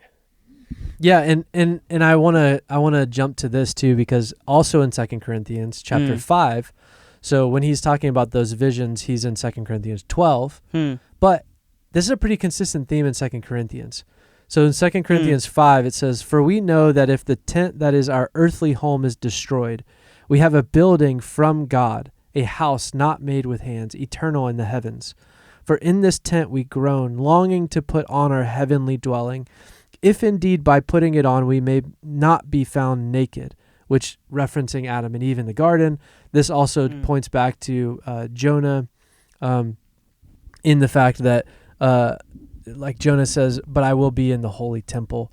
It's like there's all these parallels here that for while we are still in this tent, referring to the body, the physical body, we groan being burdened, not that we would be unclothed, but that we would be further clothed, so that what is mortal may be swallowed up by life. He who has prepared us for this very thing is God, who has given us the Spirit as a guarantee. So we are always of good courage. We know that while we are at home in the body, we are away from the Lord. For we walk by faith, not by sight. Yes, we are of good courage, and we would rather be away from the body and at home with the Lord. So whether we are at home or away, we make it our aim to please him. So you have all this language. I think that's the verse of our podcast right here. Yeah. But you have this language in 2 Corinthians throughout, really, where Paul's like in the body, out of the body. Yeah. Only God knows. Yeah. I'd rather be out of the body than in the body, because when I'm in the body, I'm absent from the Lord. Yeah. When I'm out of the body, I'm present with the Lord. Yeah. And I'll do whichever the Lord calls me to do, right? But when I'm in the body, I'm in this tent. Like I'm in this, I calling back to like the tabernacle. I'm in this space where God dwells. Yeah. Right? Yeah. But I'm absent from him fully. But then when I can exit this tent, then I can be with him fully. So Paul's having this like tear between like, I want to be absent from my body. Yeah. And then later in 2 Corinthians 12, he says, I know a guy, me, who was absent from whether he was absent from his body or not, I don't know. God knows. Yeah. Right? Yeah. So it's all this like in and out of the body, in and out of the body. He must have this experience of coming in and out of the body in this way where it's like, that's fascinating. It kind of adds to that concept. Yeah. Which is an interesting one.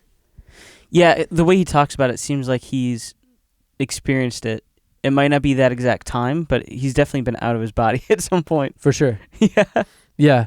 But yeah, there's another thing that I think is interesting. Yeah, please. And this is not necessarily even an NDE thing. It's really just kind of taking Paul to this point and going like, Paul really has this. Let me throw this in. Okay. Yeah. Because this is kind of in this conversation, and this wouldn't be a whole episode. This is just nice. like something I want to add into the feel of what we're talking about. But in Galatians chapter 1, Paul says he's talking about no other gospel except for the gospel of Jesus. And he says, and like right before this, he's basically talked about like, if anyone comes to you, right, with another gospel. Yeah. Verse 6, he says, I'm astonished that you are so quickly deserting him who called you in the grace of Christ and are turning to a different gospel. Not that there is another one, but there are some who trouble you and want to distort the gospel of Christ. But even if we or an angel from heaven should preach to you a gospel contrary to the one we preach to you, let him be accursed. As we have said before, so now I say again, if anyone is preaching to you a gospel contrary to the one you received, let him be accursed. For am I now seeking the approval of man or of God? Or am I trying to please man? If I were still trying to please man, I would not be a servant of Christ.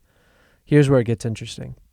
For I would have you know, brothers, that the gospel that was preached by me is not man's gospel. For I did not receive it from any man, nor was I taught it, but I received it through a revelation of Jesus Christ. Hang on. So Paul is saying in Galatians, listen, there is no other gospel than the one that you first received. The one that you first received is the one true gospel.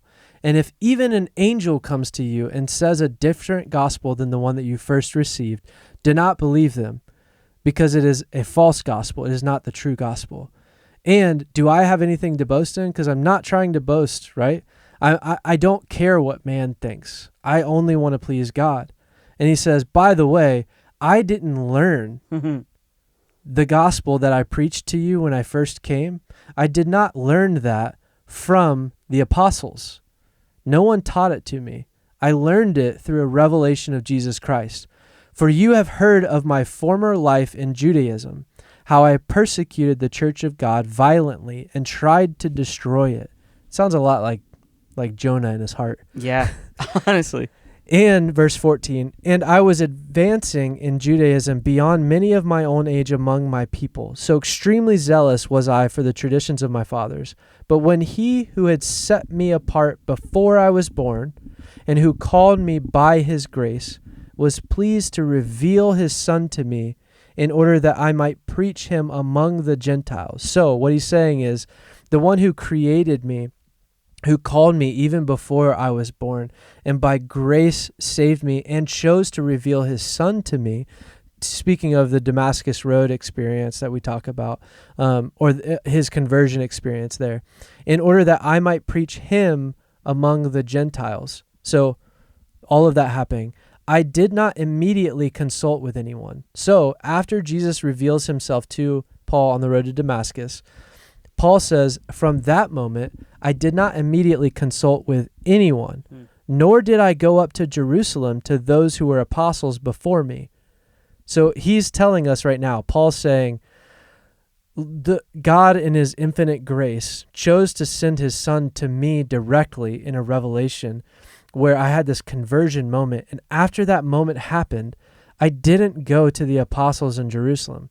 I was not taught by man, but instead I went away into Arabia and returned again to Damascus.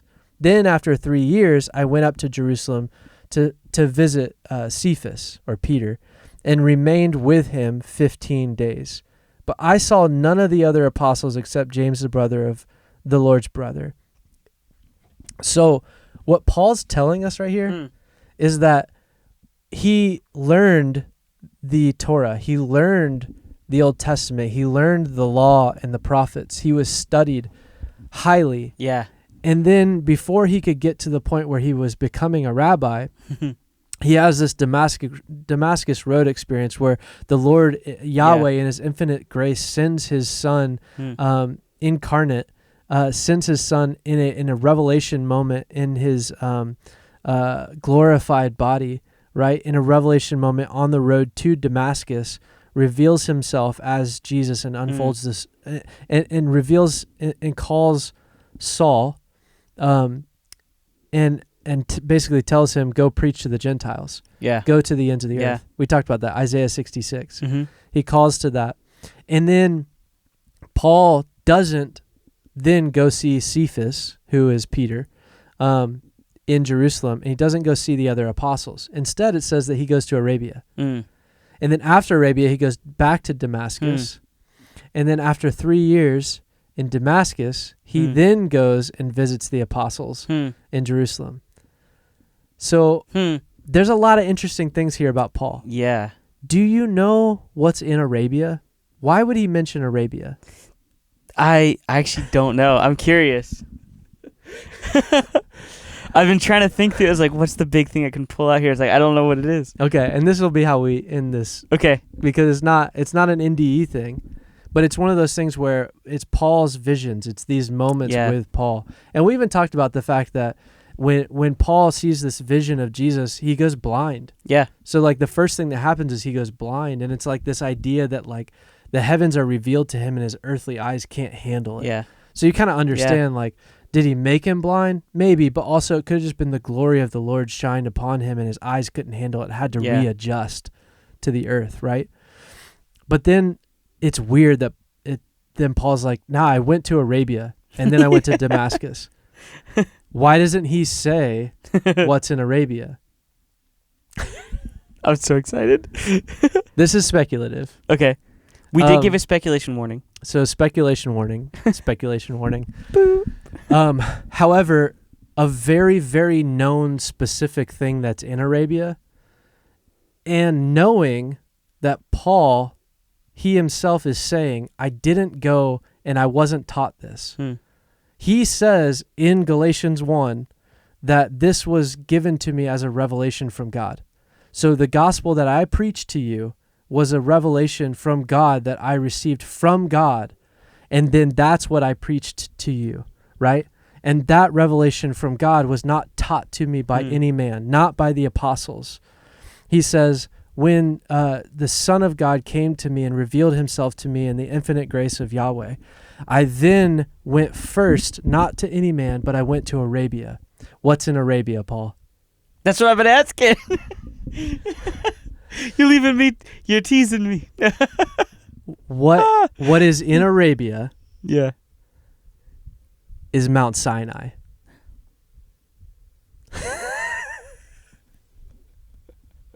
So the Sinai Valley, the area where they Interesting. believe that Mount Sinai is Yeah. in Arabia.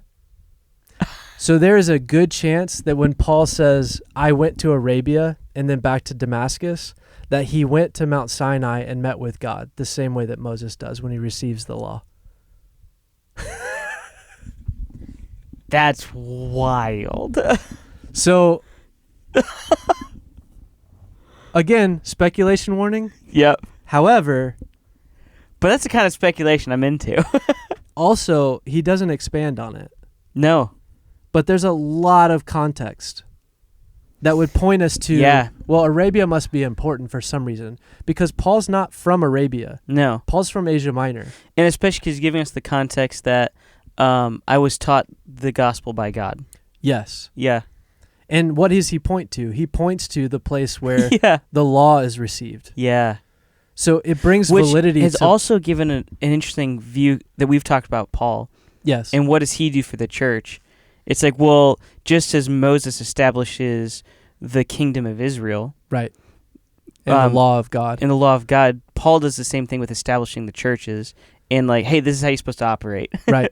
And it's Yeah. like, so he takes on a very like Mosaic type role. Yeah, he's the apostle the to church. the churches. Right. Yeah. Yeah.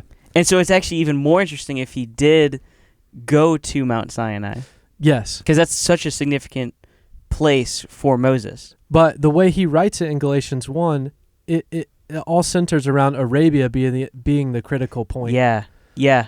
And we're just supposed to know, like, Right. Arabia. Like, oh, yeah, of course. So maybe we'll check in about that. Maybe we won't. But, That's fascinating, though. yeah. Yeah, that's really cool. Well, see you later on Martyr's Row. We're just 3, leaving them on 2, that. 1.